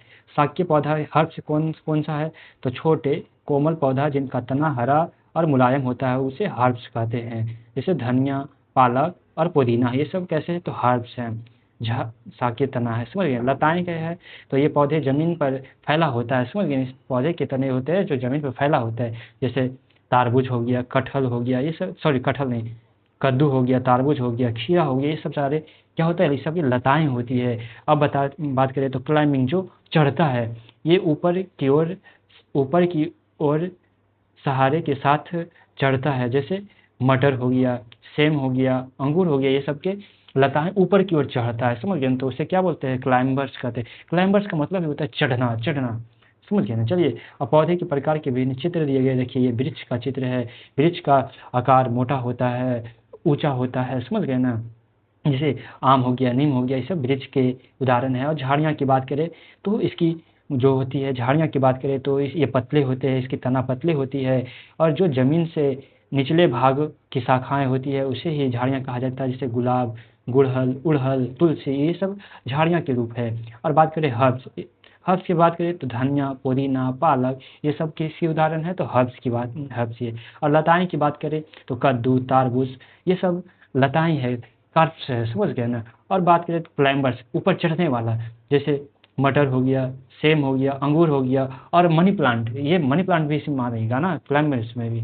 और बात करें तो पौधे के प्रकार अनेक आकार के, तने के स्वरूप और बढ़ाने के तरीके के आधार पर निम्न प्रकार के होते हैं, भिन्न भिन्न प्रकार के होते हैं। चलिए और भी पौधे के प्रकार को देखते हैं, और भी क्या क्या होते हैं। पौधे की विभिन्न संरचनाएं होता है। पौधे की संरचना दो भागों में बांटा गया है, शाकीय भाग और प्रजनन भाग। शाकीय भाग में बात करें तो इसमें जड़, तना और पत्तियां आती है। और प्रजनन में बात करें तो इसमें फूल, फल, बीज शामिल होता है। पौधे की संरचना की बात करें तो ये देखिए, शाकीय भाग हो गया, समझ गए, जड़, तना और पत्तियां, ये सब कैसी है? तो शाकीय भाग हो गया। और प्रजनन भाग बोले तो फूल हो गया, फल हो गया, बीज, ये सब कैसे है? तो सब के सब प्रजनन के भाग हैं। पूछ देगा कि एक पौधे में शाकीय भाग क्या क्या है? तो जड़, तना और पत्तियां, ये शाकीय भाग के रूप है। और प्रजनन भाग की बात करें तो फूल, फल, बीज, ये सब प्रजनन भाग है, समझ गए। चलिए आगे देखते हैं, पौधे के कार्य देखते हैं। पौधे के मुख्य अंग का यहाँ पे नाम दिया हुआ है और उसका कार्य का वर्णन किया हुआ है। पहले शुरू जड़ है, तो जड़ क्या करता है? पौधे के मिट्टी में मजबूती से टिकाए रखता है, समझ गया ना। यानी कि पौधे को मजबूती प्रदान करने का काम जड़ करता है, समझ गए ना। जकड़ के रखता है पौधे को। मिट्टी से पानी और खनिज लवण को अवशोषित करती है। पौधे के मुख्य अंग है। चलिए आप बात करें पौधे के मुख्य अंग। यहाँ अंग दिया हुआ है और यहाँ कार्य दिया हुआ है। सबसे पहले जड़ बात करें तो जड़ का क्या काम होता है? तो जड़ पौधे को मजबूती प्रदान करने एवं जकड़े हुए रहता है, समझ गए ना। और जड़ मिट्टी का कटाव होने नहीं देता है। देखिए, मिट्टी से पानी और खनिज लवण को अवशोषित करती है और पौधे को पहुंचाने का काम करता है, समझ गए ना। कुछ पौधे को भोजन एवं भंडारण करने का काम भी जड़ करता है। अब बात करें तना, तो ये पौधे को सीधा एवं सहारा प्रदान करता है। पत्तियां फूल और फल के सहारे पर देता है तना। पानी और भोजन को परिवहन करने का काम करता है तना ही खनिज एवं पानी को विभिन्न भागों में पहुंचाने का काम करता है। अब पत्तियां की बात करें तो पत्तियां भोजन बनाती है, वायु का आदान प्रदान करने का काम पत्तियां ही करती है, वाष्पोत्सर्जन में सहायता करती है। फूल की बात करें तो प्रजनन में सहायक है। फूल से फल एवं बीज बनता है। और फल की बात करें तो फल में बीज पाए जाते हैं। फल बीज की रक्षा करता है। चलिए अब आगे बात करते हैं। कुछ फल का उपयोग भोजन के रूप में भी किया जाता है, समझ गए ना। चलिए आगे क्या कर रहा है उसको भी देख लेते हैं। ध्यान रखने योग्य बातें इसमें क्या है? ध्यान रखने योग्य बातें, सभी पौधे में सभी अंग उपस्थित नहीं होता है। कुछ पौधे में फल, फूल, बीज नहीं बनते हैं, जैसे फर्न, कई इत्यादि में। याद रखिएगा यहाँ पर, ये समझ के ना, बहुत विधि आई है। कुछ पौधे में फूल, फल नहीं बनते, समझ, जैसे फर्न हो गया, काई हो गया, इत्यादि पौधे में नहीं बनते हैं। पौधे का प्रत्येक अंग अपने अपने कार्य और महत्वपूर्ण है, समझ गए। सबका अपना अपना कार्य और जो महत्वपूर्ण है। पौधे हमें भोजन, ऑक्सीजन, ईंधन, दवाई, लकड़ियाँ, छाया इत्यादि प्रदान करने का काम करता है। हमें पौधे की रक्षा करना चाहिए और अधिक से अधिक पौधे लगाना चाहिए, जिससे पर्यावरण अच्छा हो सके, पर्यावरण में शुद्धता आ सके। कहता है पौधे के सभी अंग मिलकर एक पौधे को जीवित रखता है और उसके विकास को सहायता प्रदान करता है। प्रत्येक अंग के विशेष कार्य होते हैं, समझ गए ना। सभी का अंग अपना अपना अंग है, सबका अपना अपना कार्य है। अब बात करें तो विभिन्न कह रहा है कि विभिन्न पौधों में विभिन्नता आती है। कहता है पौधे के आकार, प्रकार, रंग, गंध का उपयोग विविधता होती है, समझ गए ना। एक पौधे दूसरे से अलग कैसे होता है? तो रंग के आधार पर, गंध के आधार पर, उपयोगिता के आधार पर एक पौधा दूसरे से अलग होता है। कुछ पौधे बड़े होते हैं और कुछ पौधे छोटे होते हैं, समझ गए ना। कुछ पौधे छोटे होते हैं जैसे घास हो गया, और बड़े पौधे की बात करें तो पेड़ हो गया। कुछ पौधे भूमि पर फैलता है जैसे कद्दू, तारबूज। कुछ पौधे के सहारे बिना नहीं खड़ा हो पाता है। जैसे मटर का पौधा, सेम की पौधा, ये सब के सहारे की ज़रूरत होती है। कुछ ना कुछ देखते हैं, एक लकड़ी के सहारे इस सबको गढ़ दिया जाता है और ऊपर चढ़ा जाता है। सेम समझ, सेम का जो होता है, सिम जिसे बोलते हैं। विभिन्न प्रकार के पौधे हमें विभिन्न प्रकार के लाभ प्रदान करता है, समझ गए ना। पौधे से हम बहुत सारे अपने फर्नीचर्स बनाते हैं, बहुत सारे उपयोग करते हैं पौधे के, समझ गए ना। चलिए, आज हमने क्लास 6 के साइंस का संपूर्ण भाग, जितने भी महत्वपूर्ण टॉपिक्स थे, महत्वपूर्ण बिंदु थे, वो सारे को हमने इस वीडियो में कवर किया। चलिए, वीडियो पसंद आए तो लाइक सब्सक्राइब जरूर करिएगा मित्रों, और अधिक से अधिक लोगों तक भेजने का काम करिएगा। अंततः एक बार और हम देख लेते हैं।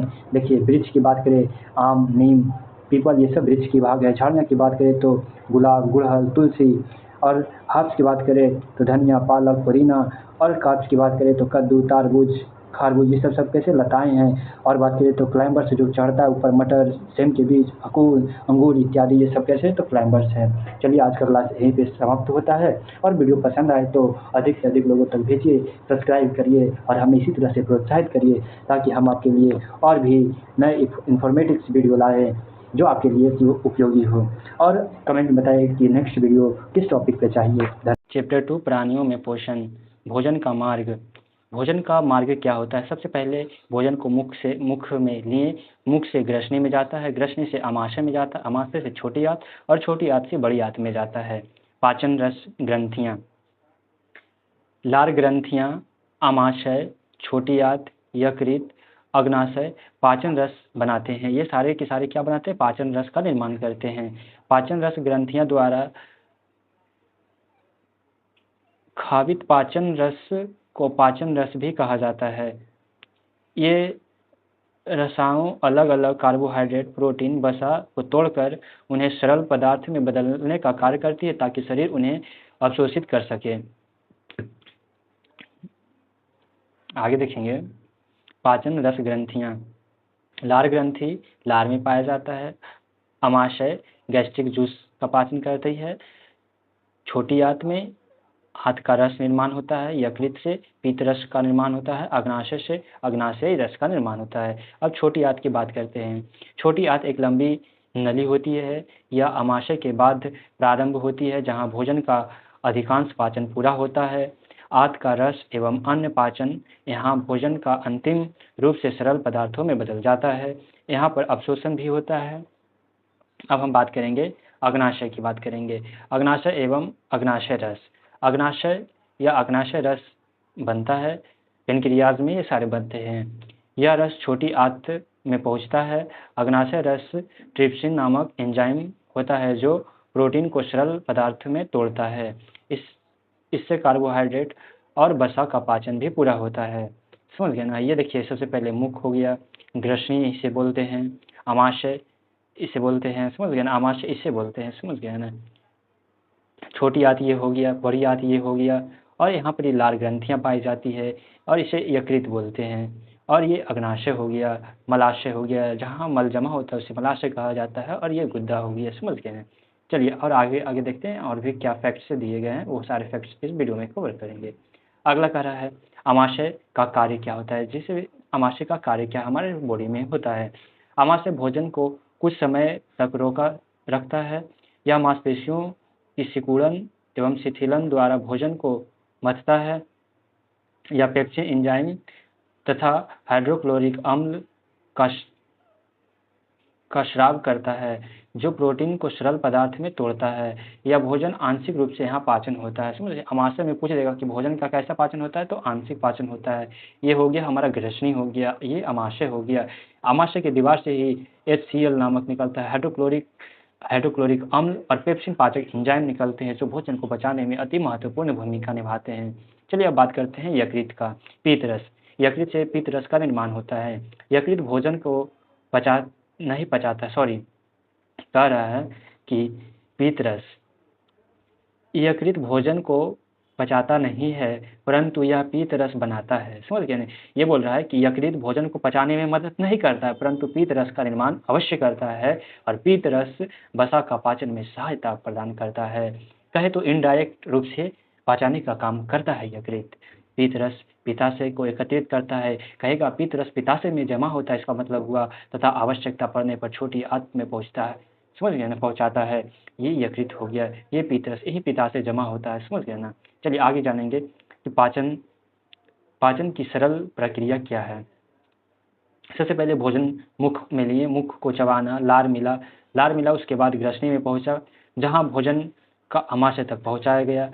फिर भोजन मथन हुआ, पेप्सिन अम्ल और जो भी अम्ल हुआ वो किया। फिर उसके बाद हाइड्रोक्लोरिक अम्ल पचाने के बाद वो छोटी आंत में आता है। छोटी आंत में आंत रस एवं पित्त रस, अग्नाशय रस द्वारा भोजन का अवशोषण होता है एवं बड़ी आंत में जाता है, मल के रूप में वहां जाकर जमा हो जाता है, समझ गए ना। चलिए आगे बात करते हैं, आगे क्या है।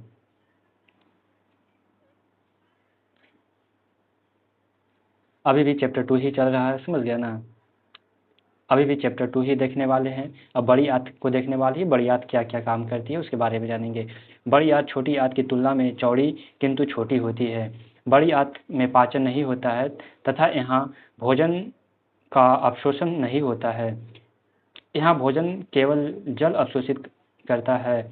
जल अवशोषित होने पर यहाँ बचा हुआ पदार्थ गाढ़ा हो जाता है और मल बन जाता है, मल के रूप में जमा हो जाता है यहाँ पे, समझ गए ना। चलिए आगे देखते हैं। मलाशय एवं गुद्दा। बड़ी आंत में बना मल मलाशय या रेक्टम में एकत्रित हो जाता है, यानी कि जमा हो जाता है। मलाशय में मल एकत्रित होने पर शौच या बोले तो शौच का अनुभव होता है, समझ गए ना। मलाशय से गुद्दा द्वारा मल बाहर निकलता है। 1822 ईस्वी में विलियम ब्यूमंट, अमेरिका के विलियम ब्यूमटन नामक चिकित्सा ने एक व्यक्ति के आमाशय में पाचन क्रिया के अध्ययन किया और इस व्यक्ति के पेट में गोली लगने से छेद हो गया था, जिससे विलियम ब्यूमंट आमाशय देखने का अवसर मिला। यहाँ पे कहने का मतलब हुआ कि 1822 ईस्वी में अमेरिका का एक वैज्ञानिक था या डॉक्टर था, जिसे विलियम ब्यूमंट नाम था। उसने सबसे पहले आमाशय को गोली लगने पर ही देखने का कार्य सबसे पहले इसी को जाता है, समझ गए ना। चलिए आगे देखते हैं। अत्यधिक महत्वपूर्ण प्रश्न, अत्यधिक महत्वपूर्ण बिंदु पर क्योंकि रिवीजन की बात करें तो कार्बोहाइड्रेट मुंह में लार में उपस्थित एंजाइम की सहायता से ग्लूकोज में टूट जाता है। वसा छोटी आंत में पीत रस की सहायता से फैटी एसिड एवं ग्लिसरॉल में टूट जाता है। प्रोटीन पेट में पेप्सिन की सहायता से अमीनो अम्ल में टूट जाता है। दांत के प्रकार कैनाइन, कृंतक है, बहन पता हिंदी में कैसे नाम है, कृंतक, नुकीला और पिछवाड़ा दांत होता है। पाचन का मार्ग सबसे पहले मुख से, फिर ग्रसनी, आमाशय, छोटी आंत, फिर बड़ी आंत में जाता है। पाचन रस ग्रंथियां, लार ग्रंथियां, आमाशय, छोटी आंत, यकृत, अग्नाशय, ये सब पाचन ग्रंथियां हो गया। पोषक तत्व के अवशोषण छोटी आंत की झिल्लियों द्वारा होता है। बड़ी आंत में जल अवशोषण होता है और मल बनता है। मलाशय में मल एकत्रित होने से शौच की क्रिया का अनुभव होता है। अब अवशोषण की बात करेंगे। भोजन के पाचन के बाद जो पोषक तत्व बनता है उनका अवशोषण छोटी आंत के भीतरी दीवार से होता है। यह पोषक तत्व रक्त द्वारा हमारे शरीर के अलग अलग भागों तक पहुंचता है। शरीर भोजन को पौष्टिक भाग का उपयोग करता है तथा अवशिष्ट पदार्थ को बाहर निकाल देता है। अवशोषण स्थल छोटी आंत के भीतरी दीवार में बहुत सी छोटी छोटी उंगली जैसी संरचना पाई जाती है, जिसे भिल्लियाँ या झिल्ली कहते हैं। इन झिल्लियों से पोषक तत्व का अवशोषण होता है। जो भी हम प्रोटीन से और विटामिन खाते हैं उसका अवशोषण झिल्ली के माध्यम से होता है। जो पोषक युक्त होता है उसे ग्रहण कर लेता है और जो अवशिष्ट पदार्थ होता है उसे मल या मूत्र के माध्यम से बाहर निकालने का काम करता है, समझ गया ना। चलिए आगे देखते हैं। ये मलाशय का और ये है उसका चित्र दिया हुआ है। शौच का मतलब क्या हुआ कि मलाशय में मल को एकत्रित होने पर गुद्दा की पेशियों में शिथिल हो जाता है और मल बाहर निकल जाता है। भोजन का स्वांगीकरण, भोजन का इमल्शन कैसे होता है। हमारे दांत भोजन को छोटे छोटे टुकड़ों में काटता है और घिसता है, भोजन का स्वांगीकरण कहलाता है। यह पाचन की प्रथम अवस्था जो हमारे मुख में होती है।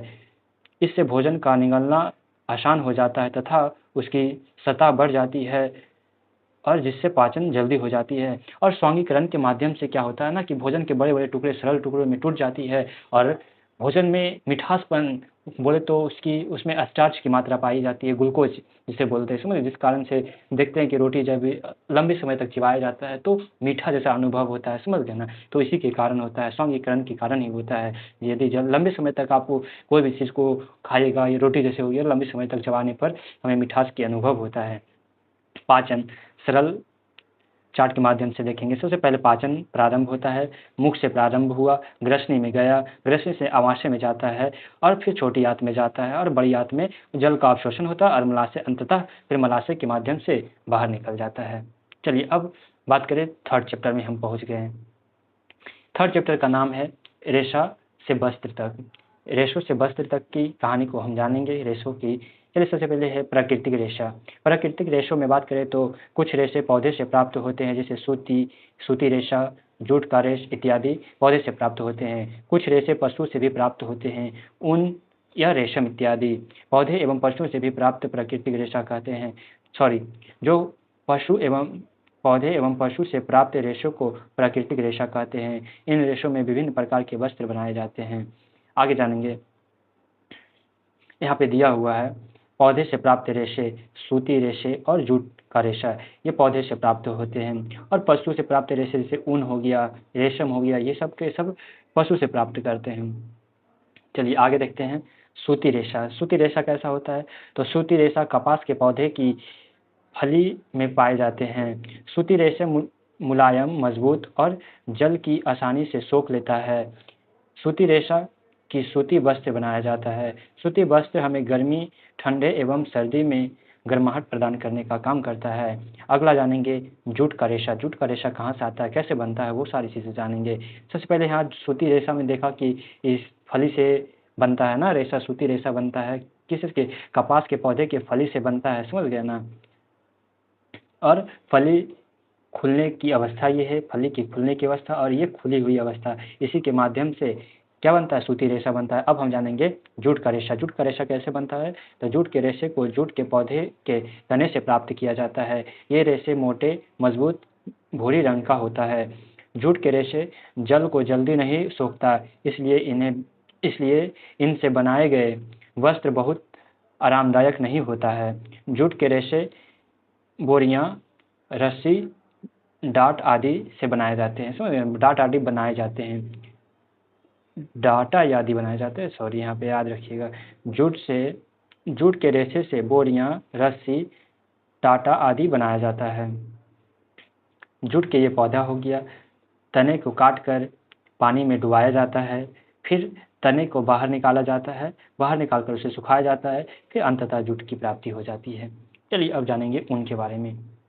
ऊन भेड़, बकरी, खरगोश या आदि पशुओं के शरीर पर पाए जाने वाला बालकों से प्राप्त होता है। ऊन के रेशे मुलायम, गर्माहट देने वाला एवं जल को सोखने वाला होता है। ऊन का उपयोग स्वेटर, मफलर, शॉल, टोपी इत्यादि बनाने में किया जाता है। यही देखिए भेड़ हो गया, उसका ऊन निकाला जा रहा है यहाँ पे और अंततः ऊन बन गया। अब नोट में जानेंगे, नोट बिंदु में क्या है? पौधे एवं पशुओं से प्राप्त रेशे को प्राकृतिक रेशा कहा जाता है। इन रेशों में विभिन्न प्रकार के वस्त्र बनाए जाते हैं। सूती रेशा, जूट रेशा, ऊन की रेशा, ये सभी प्राकृतिक रेशा के उदाहरण हैं।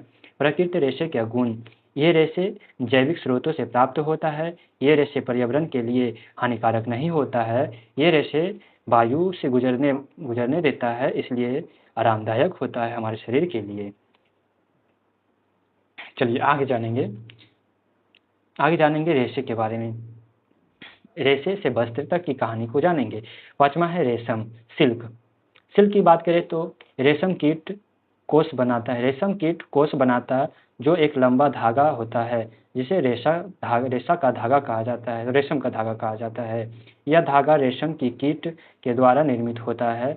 हजारों रेशम के कीट के कोश को प्राप्त रेशम को उबाल कर धागे में बदला जाता है। इससे धागे से वस्त्र बनाए जाते हैं। कम लागत वाला रेशा टसर रेशा कहलाता है।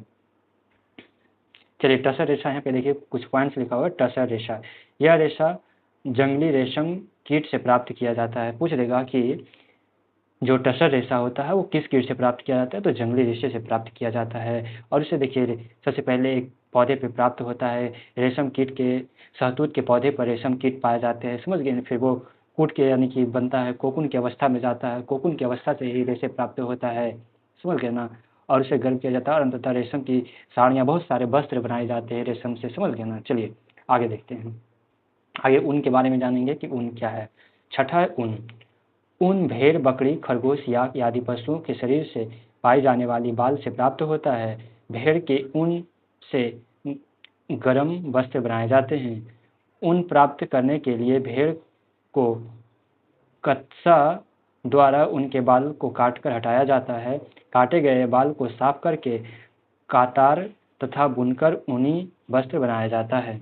ये भेड़ हो गया, उसका ऊन निकाला गया और उसे जल में अच्छी तरह से साफ किया गया, अंततः धागा का निर्माण हुआ और अंततः वस्त्र का निर्माण हो गया। अब जानेंगे जूट। जूट का निर्माण कैसे होता है। जूट के रेशे जूट के पौधे के तने से प्राप्त होता है। ये रेशे मजबूत और सस्ते होते हैं। इनसे बोरे, रस्सी आदि बनाए जाते हैं। जूट के रेशे से प्राप्त करने की प्रक्रिया नीचे दी गई है। जूट के रेशे कैसे प्राप्त किया जाता है। जूट के रेशे प्राप्त करने की प्रक्रिया, जूट के पौधा होता है, फिर उसके तने को पानी में डालकर सुखाया जाता है, फिर उसे बाहर कर लिया जाता है, फिर उसे सुखाने के बाद और धागा अंततः प्राप्त किया जाता है। अब जानेंगे प्राकृतिक रेशे से वस्त्र तक की कहानी को जानेंगे। सबसे पहले प्राकृतिक रेशे जो पौधे एवं पशु से प्राप्त होते हैं। रेशे की प्राप्ति होती है, रेशे की सफाई होती है, फिर धागे बनाई जाती है, धागे से कपड़े बनाए जाते हैं और अंततः कपड़े से वस्त्र बनता है। पौधे से सूती रेशा, जूट रेशा इत्यादि सब बनते हैं। मुख्य बिंदु की बातें करें तो इसमें क्या मुख्य बिंदु रहे, अतः कुछ रेशे पौधे से प्राप्त होते हैं, जैसे सूती के रेशा, जूट रेशा, ये सब पौधे से प्राप्त होते हैं। कुछ रेशे पशुओं से प्राप्त होते हैं, जैसे ऊन और रेशम। पौधे एवं पशुओं से प्राप्त रेशों की प्राकृतिक रेशा कहते हैं। इन रेशों में विभिन्न प्रकार के वस्त्र बनाए जाते हैं। सूती रेशा कपास के पौधे की फली से प्राप्त होती है। याद रखिएगा, यहाँ पूछ देगा कि सूती का रेशा कपास के पौधे के किस भाग से प्राप्त होती है, तो कपास की फली से प्राप्त होता है। जूट के रेशा जूट के पौधे के तने से प्राप्त होता है। रेशम के कीट के रेशम कोष से प्राप्त होता है। रेशम कोष ऊन भेड़, बकरी, खरगोश आदि पशु के बाल से प्राप्त होता है। उनकी बात करें तो चलिए आगे देखते हैं आगे क्या कहते हैं। रेशम कीट। अब हम जानेंगे रेशम कीट के बारे में जानेंगे कि रेशम कीट बॉक्सिस मोरी कहलाता है। यह शहतूत के पत्ते को खाता है और एक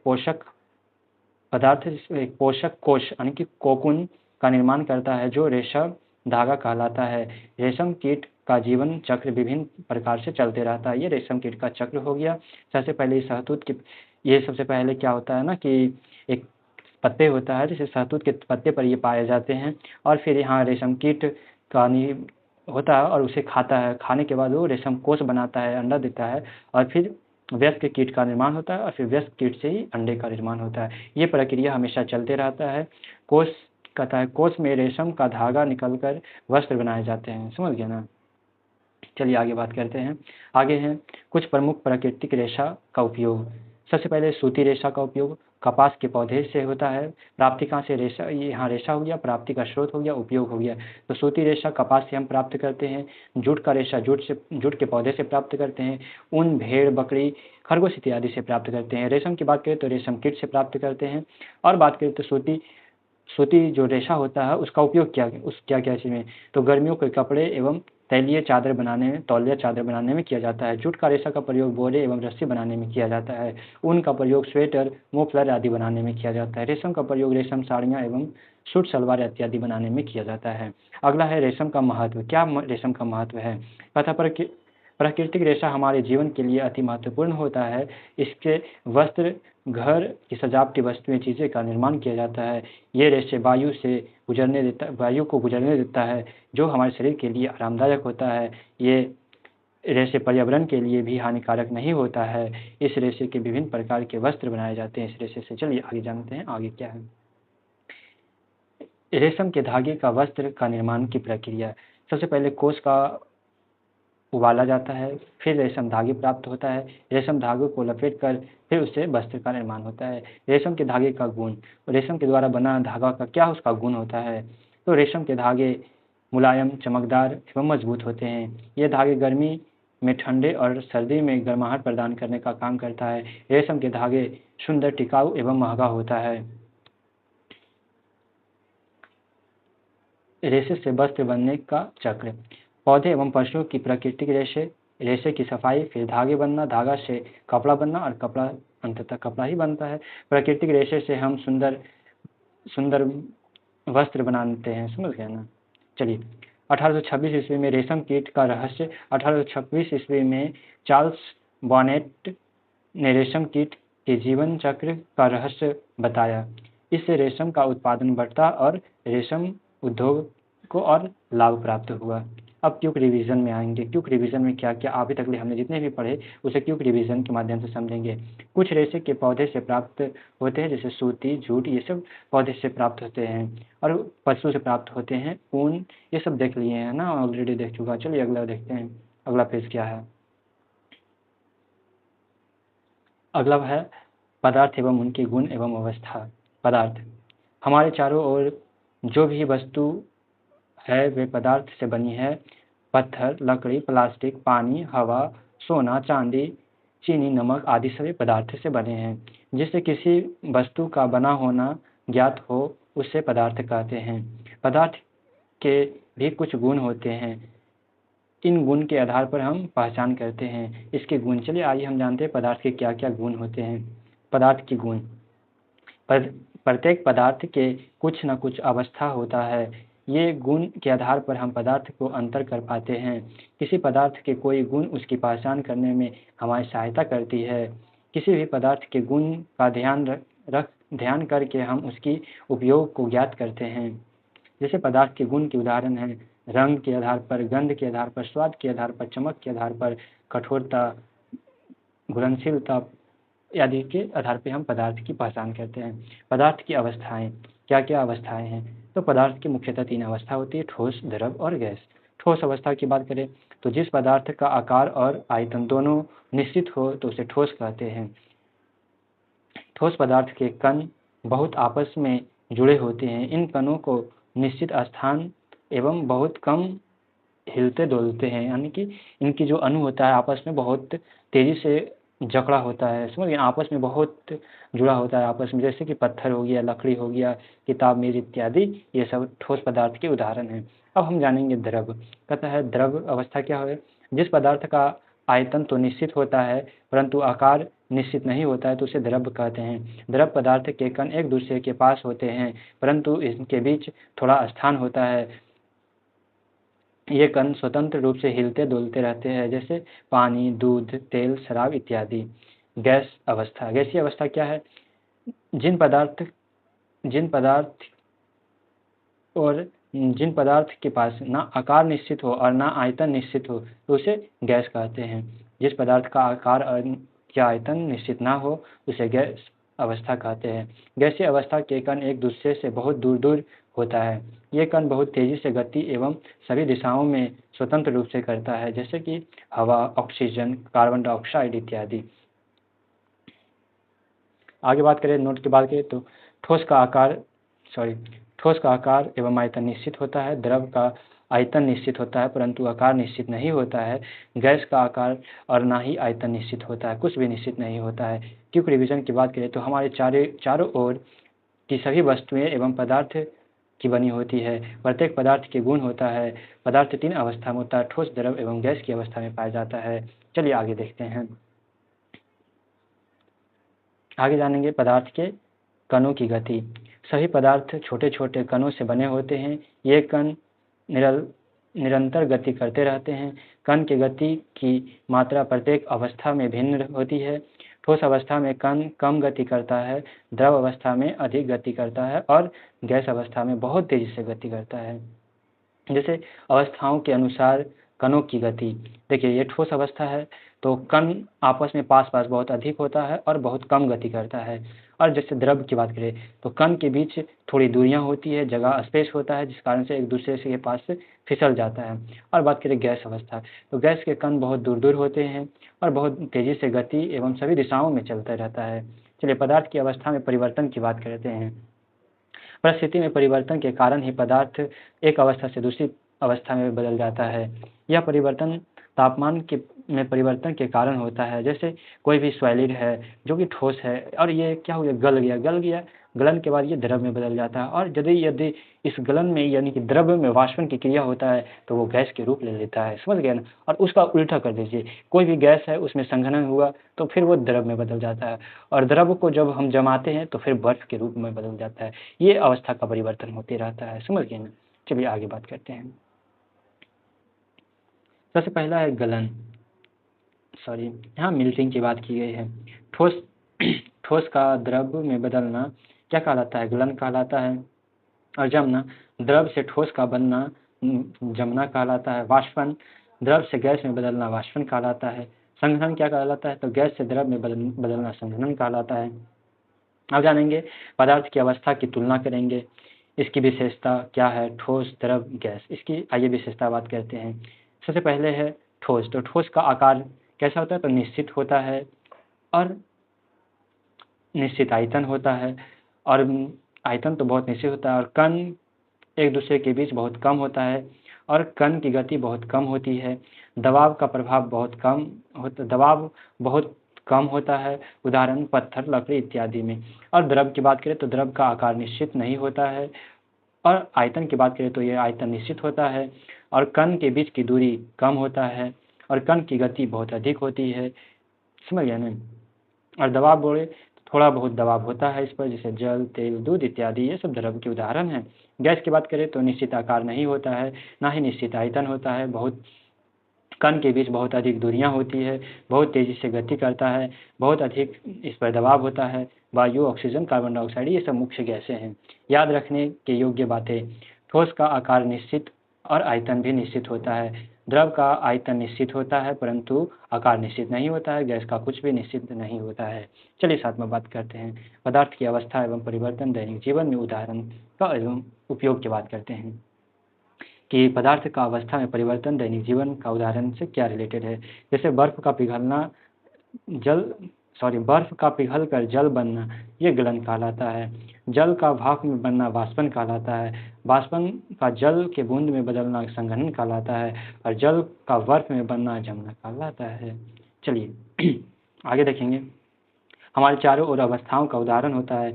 हवा से गैस में बदलता है, जल से द्रव में बदलता है, बर्फ से ठोस में बदलता है, कोहरे, धुएं, द्रव की सूक्ष्म बूंदें होती है, भाप से गैस में बदलता है। समझ गए, यहाँ पे देख रहे हैं दिया हुआ है केटली। आगे जानेंगे कि सभी पदार्थ छोटे छोटे कणों से मिलकर बने होते हैं।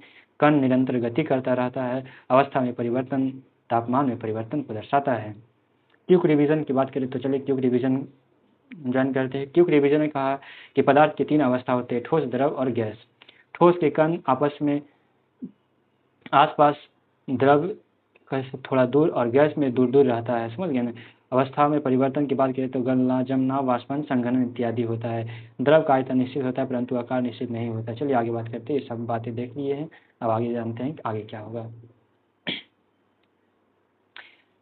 धीरे धीरे घुलने वाला पदार्थ का घोल बनाना, कहता है कुछ पदार्थ जैसे शक्कर, नमक आदि धीरे धीरे घुलते हैं। ऐसे पदार्थ का घोल बनाने की प्रक्रिया, निर्धारित मात्रा में जल लीजिए, उसमें निर्धारित मात्रा में पदार्थ लीजिए, कांच की छड़ी से तब तक चलाते रहिए जब तक पदार्थ पूरी तरह से घुल ना जाए।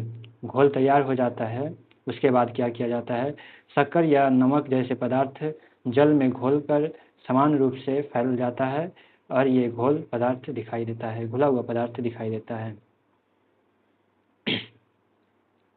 पदार्थों का पृथक्करण जानेंगे। पदार्थ का पृथक्करण कैसे किया जाता है उसके बारे में हम जानेंगे। पदार्थों का पृथक्करण, कहता है मिश्रण में मिले पदार्थ का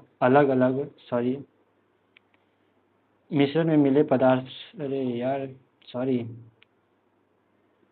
पदार्थों का पृथक्करण, मिश्रण में मिले पदार्थ को अलग अलग करने की प्रक्रिया को पृथक्करण कहलाता है। समझ गए ना। इसे अलग अलग तरीके से किया जाता है। सबसे पहले विधि यहाँ पे है और कम उपयोगी एवं उदाहरण चित्र यहाँ दिया गया है। सबसे पहले है फिल्ट्रेशन, मतलब छानना। ठोस द्रव से द्रव को अलग किया जाता है। समझ गए ना। ठोस प्लस द्रव का मिश्रण जब ठोस अघुलनशील होता है, जैसे रेत और जल को अलग किया जाता है इस विधि से, छनन विधि से। समझ गए ना। जैसे कि हमने ले लिया नली का, जैसे बालू घुला हुआ पानी में घुला हुआ बालू, तो बालू को, जो बालू रेत होता है उसे अलग किया जाता है छनन से, छलनी से। जैसे चाय, तो चाय को जब छानते हैं तो जो होता है ना, चाय द्रव अवस्था नीचे बैठ जाता है और जो ठोस होता है वो उसकी चाय पत्ती ऊपर ही रह जाता है। समझ गए ना। आगे जानेंगे बाष्पन। बाष्पन क्या होता है? इवोपरेशन, घुला हुआ ठोस द्रव की अवस्था में बदल जाता है, उसी को कहा जाता है नमक का घोल, जिससे बात करते हैं। समझ गए ना। अगला है सूचांक द्रव पृथक्करण। मैग्नेटिक जो होता है ना, तो चुंबकीय, यहाँ पे सूचांक सॉरी गलत है, चुंबकीय द्वारा पृथक्करण। समझ गए ना, याद रखिएगा। चुंबकीय प्लस गैर चुंबकीय ठोस आपस में क्या किया जाता है? समझ गए ना। चुंबक के पास रखा जाता है, जो चुंबकीय पदार्थ होता है वो चिपक जाता है, जो गैर चुंबकीय होता है वो दूर चला जाता है। समझ गए ना। अपकेंद्रण, मतलब द्रव प्लस द्रव मिश्रण को आसपास रखा जाता है, दूध की मलाई को अलग करना, जिससे दूध की मलाई को अलग करना। समझ गए ना। चलिए आगे देखते हैं। दैनिक जीवन में पदार्थों का उपयोग की बात करते हैं तो जल पीने के लिए उपयोग किया जाता है। समझ गए ना। वायु शोषण के लिए उपयोग किया जाता है। पत्थर भवन निर्माण के लिए, लकड़ी फर्नीचर आदि बनाने के लिए किया जाता है। धातु लोहा बर्तन या मशीन बनाने के लिए किया जाता है। प्लास्टिक खिलौना बर्तन इत्यादि बनाने में किया जाता है।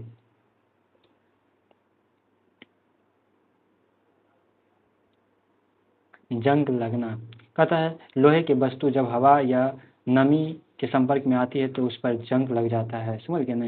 जंग लोहे की धीरे धीरे खा कर देती है, समझ गए, खराब कर देती है, सॉरी, और वह कमज़ोर हो जाता है। इसे रोकने के लिए हम लोहे की वस्तुओं पर तेल या पेंट या जिंक की परत चढ़ाते हैं। समझ गए ना। जंग लगने से रोकने का उपाय, सबसे पहले तेल या ग्रीस लगाया जाता है, पेंट किया जाता है, जस्ते का परत चढ़ाया जाता है। समझ गए ना। चलिए आगे देखते हैं। आगे जानेंगे पदार्थ की समूह। हम जिन जिन वस्तु से बने पदार्थ से घिरे होते हैं उनके गुणों के आधार पर समूह में बांटा सकते हैं, विभिन्न समूह में बांट कर पढ़ सकते हैं। पदार्थों का समूह प्राकृतिक पदार्थ और मानव निर्मित पदार्थ, जैसे पत्थर, लकड़ी, जल, हवा इत्यादि, ये सब प्राकृतिक है। और मानव द्वारा प्लास्टिक, कांच, कागज, सीमेंट इत्यादि, ये सब मानव द्वारा निर्मित है। पदार्थ की पहचान उनके गुण के आधार पर करना विज्ञान की एक महत्वपूर्ण प्रक्रिया है। क्यूब रिवीजन की बात करें तो पदार्थ हमारे चारों ओर पत्थर, लकड़ी, पानी, हवा, सोना, नमक आदि से घिरे होते हैं या बने होते हैं। पदार्थ के गुण की बात करें तो रंग, गंध, स्वाद इत्यादि, ये सब पदार्थ के गुण को प्रदर्शित करता है। पदार्थ की 3 अवस्था होते हैं, ठोस, द्रव, गैस होता है। परिवर्तन 2 प्रकार के होते हैं, भौतिक और रासायनिक रूप से परिवर्तन होता है। पृथक्करण की बात करें तो देख लिया हमने आगे। चलिए आगे देखते हैं। आगे देखते हैं आगे क्या है। पौधे को जानिए। पौधे को क्या जाने भाई, आइए जानते हैं पौधे के बारे में। पौधे हमारे लिए अति महत्वपूर्ण है। चैप्टर नंबर 5 है पौधे को जानिए। पौधे हमारे लिए महत्वपूर्ण क्यों है? पौधे हमारे जीवन के लिए अति महत्वपूर्ण है। ये हमें भोजन, ऑक्सीजन, अनेक उपयोगी वस्तुएं प्रदान करता है। पौधे हवा को शुद्ध करता है और पर्यावरण को संतुलित रखता है। ये मिट्टी को कटाव से बचाता है। पौधे के अनेक जीव जंतुओं का घर होता है। ये छाया देता है और तापमान को नियंत्रित करने का काम पौधा करता है। सोचिए पौधे का कितना काम है। सबसे पहले पौधे हमें क्या देता है, तो हमारे लिए बहुत सारे महत्वपूर्ण उपयोग, सॉरी यहाँ पे बात करें तो पौधे हमारे जीवन के लिए अति महत्वपूर्ण होता है। ये हमें भोजन, ऑक्सीजन, अनेक उपयोगी वस्तुएं प्रदान करने का काम पौधा करता है। पौधे हमें शुद्ध ऑक्सीजन, पर्यावरण को संतुलित रखने का काम एक पौधा ही करता है। मिट्टी को कटाव से बचाने का काम भी पौधा ही करता है। पौधा अनेक जीव जंतुओं का घर होता है, जैसे कि पक्षी का घर एक वृक्ष पर ही होता है, वृक्ष पर ही पक्षियाँ घर बनाती है। ये छाया देती है, ये तापमान को नियंत्रित करने का काम करती है। पौधे हमें क्या क्या देता है, तो देखिए भोजन देने का काम करता है, ईंधन भी देने का काम करता है, छाया भी देता है। ये इससे वस्तुएं, विभिन्न प्रकार की वस्तुएं भी बनाए जाते हैं। ऑक्सीजन का नियंत्रण करने का काम भी पौधा ही करता है। और बात करें तो पौधे हमारे जीवन को प्रत्यक्ष या परोक्ष रूप से अनेक प्रकार से सहायता प्रदान करता है। बात करें कि पौधा जो होता है डायरेक्ट या इनडायरेक्ट रूप से हमें सहायता प्रदान करने का काम पौधा ही करता है। बहुत सारी चीज़ों में पौधा सहायता हमें प्रदान करता है। पौधा के मुख्य भागें। पौधा सामान्यतः एक पौधे निम्नलिखित भागों से जुड़ा होता है या विभिन्न भागों में बटा होता है। फूल हो गया, ये देखिए फूल हो गया, ये पत्तियाँ हो गई, ये तना हो गया, ये जड़ हो गया। अब हम बात करेंगे, ये देखिए जड़ हो गया, जड़ का भाग। अब इसका विशेषता क्या हुआ? जड़ है तो उसकी कुछ ना कुछ तो अपनी विशेषता होगी। तो जड़ की विशेषता की बात करें तो जड़ सामान्यतः मिट्टी के अंदर होता है और इसके कार्य क्या होता है? तो ये पौधे को मिट्टी में मजबूती से टिकाऊ बनाए रखता है और पानी और खनिज तथा उसको अवशोषित करने का काम करता है। खनिज पदार्थों को अवशोषित करने का काम करता है। दूसरा है तना। तना की विशेषता क्या है? तो तना जमीन के ऊपर होता है। ये शाखाओं को सहायता प्रदान करता है। इसका कार्य क्या होता है? ये पानी और भोजन को जड़ों से पत्तियों तक एवं विभिन्न भागों तक पहुंचाने का काम करता है। अब पत्तियां हैं तो इसकी भी अपनी कुछ विशेषता है। पत्तियां हरी होती है, चपटी और विभिन्न आकार में होती है। इसकी भी अपनी कोई ना कोई कार्य होगा। ये भोजन बनाती है, वायु का आदान प्रदान करने का काम करती है एवं बाष्पोत्सर्जन में भी इसकी पत्तियां की महत्वपूर्ण भूमिका होती है। अब बात करें तो फूल की अपनी कोई विशेषता होगी। फूल रंग बिरंगे एवं सुगंधित प्रदान करने का काम करता है। इसकी भी अपनी कोई कार्य होगा। ये प्रजनन में सहायता प्रदान करती है और इससे फल और बीज बनते हैं। चलिए आगे देखते हैं। पौधे के प्रकार की बात करें तो पौधे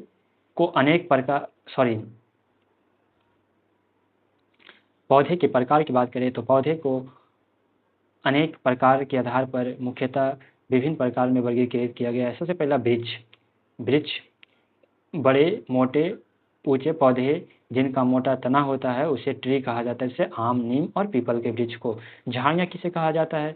तो इसमें कई पतले तने होते हैं जो जमीन से निचले भाग से शाखित होता है। जैसे गुलाब, गुड़हल, तुलसी। ये सब झाड़ियाँ, याद रखिएगा, पूछ देगा कि झाड़ियाँ क्या है? तो गुलाब, गुड़हल, तुलसी आदि पौधा झाड़ियाँ का निर्माण करता है। शाकीय पौधा हर्ब्स कौन सा है? तो छोटे कोमल पौधा जिनका तना हरा और मुलायम होता है उसे हर्ब्स कहते हैं। जैसे धनिया, पालक और पुदीना, ये सब कैसे हैं? तो हर्ब्स हैं। शाकीय तना है, समझ गए। लताएं क्या है?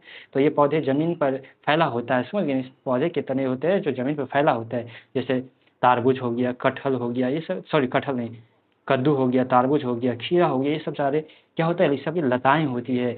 अब बात करें तो क्लाइंबिंग जो चढ़ता है, ये ऊपर की ओर सहारे के साथ चढ़ता है। जैसे मटर हो गया, सेम हो गया, अंगूर हो गया, ये सब के लताएं ऊपर की ओर चढ़ता है, समझ गए। तो उसे क्या बोलते हैं? क्लाइंबर्स कहते हैं। क्लाइंबर्स का मतलब होता है चढ़ना, समझ गए ना। चलिए अब पौधे के प्रकार के विभिन्न चित्र दिए गए। देखिए ये वृक्ष का चित्र है। वृक्ष का आकार मोटा होता है, ऊंचा होता है, समझ गए ना। जैसे आम हो गया, नीम हो गया, ये सब वृक्ष के उदाहरण है। और झाड़ियाँ की बात करें तो इसकी जो होती है, झाड़ियाँ की बात करें तो ये पतले होते हैं, इसकी तना पतली होती है और जो जमीन से निचले भाग की शाखाएं होती है उसे ही झाड़ियाँ कहा जाता है। जैसे गुलाब, गुड़हल, उड़हल, तुलसी, ये सब झाड़ियाँ के रूप है। और बात करें हर्ब्स की बात करें तो धनिया, पुदीना, पालक, ये सब किसकी उदाहरण है? तो हर्ब्स ये। और लताएं की बात करें तो कद्दू, तारबूज, ये सब लताएं है, कार्प्स है, समझ गए ना। और बात करें तो क्लाइंबर्स, ऊपर चढ़ने वाला, जैसे मटर हो गया, सेम हो गया, अंगूर हो गया और मनी प्लांट, ये मनी प्लांट भी इसमें आ रहेगा ना, क्लाइंबर्स में भी। और बात करें तो पौधे के प्रकार अनेक आकार के, तने के स्वरूप और बढ़ाने के तरीके के आधार पर निम्न प्रकार के होते हैं, भिन्न भिन्न प्रकार के होते हैं। चलिए और भी पौधे के प्रकार को देखते हैं, और भी क्या क्या होते हैं।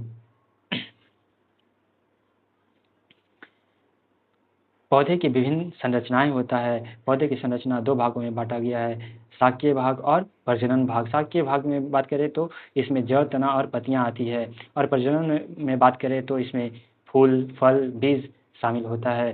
पौधे की संरचना की बात करें तो ये देखिए शाकीय भाग हो गया, समझ गए। जड़, तना और पत्तियां, ये सब कैसी है? तो शाकीय भाग हो गया। और प्रजनन भाग बोले तो फूल हो गया, फल हो गया, बीज, ये सब कैसे है? तो सबके सब प्रजनन के भाग हैं।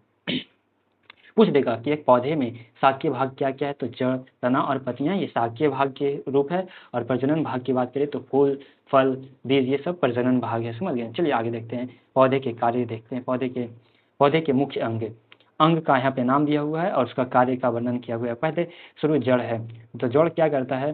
पौधे के मिट्टी में मजबूती से टिकाए रखता है, समझ गए ना? यानी कि पौधे को मजबूती प्रदान करने का काम जड़ करता है, समझ गए ना? जकड़ के रखता है पौधे को। मिट्टी से पानी और खनिज लवण को अवशोषित करती है।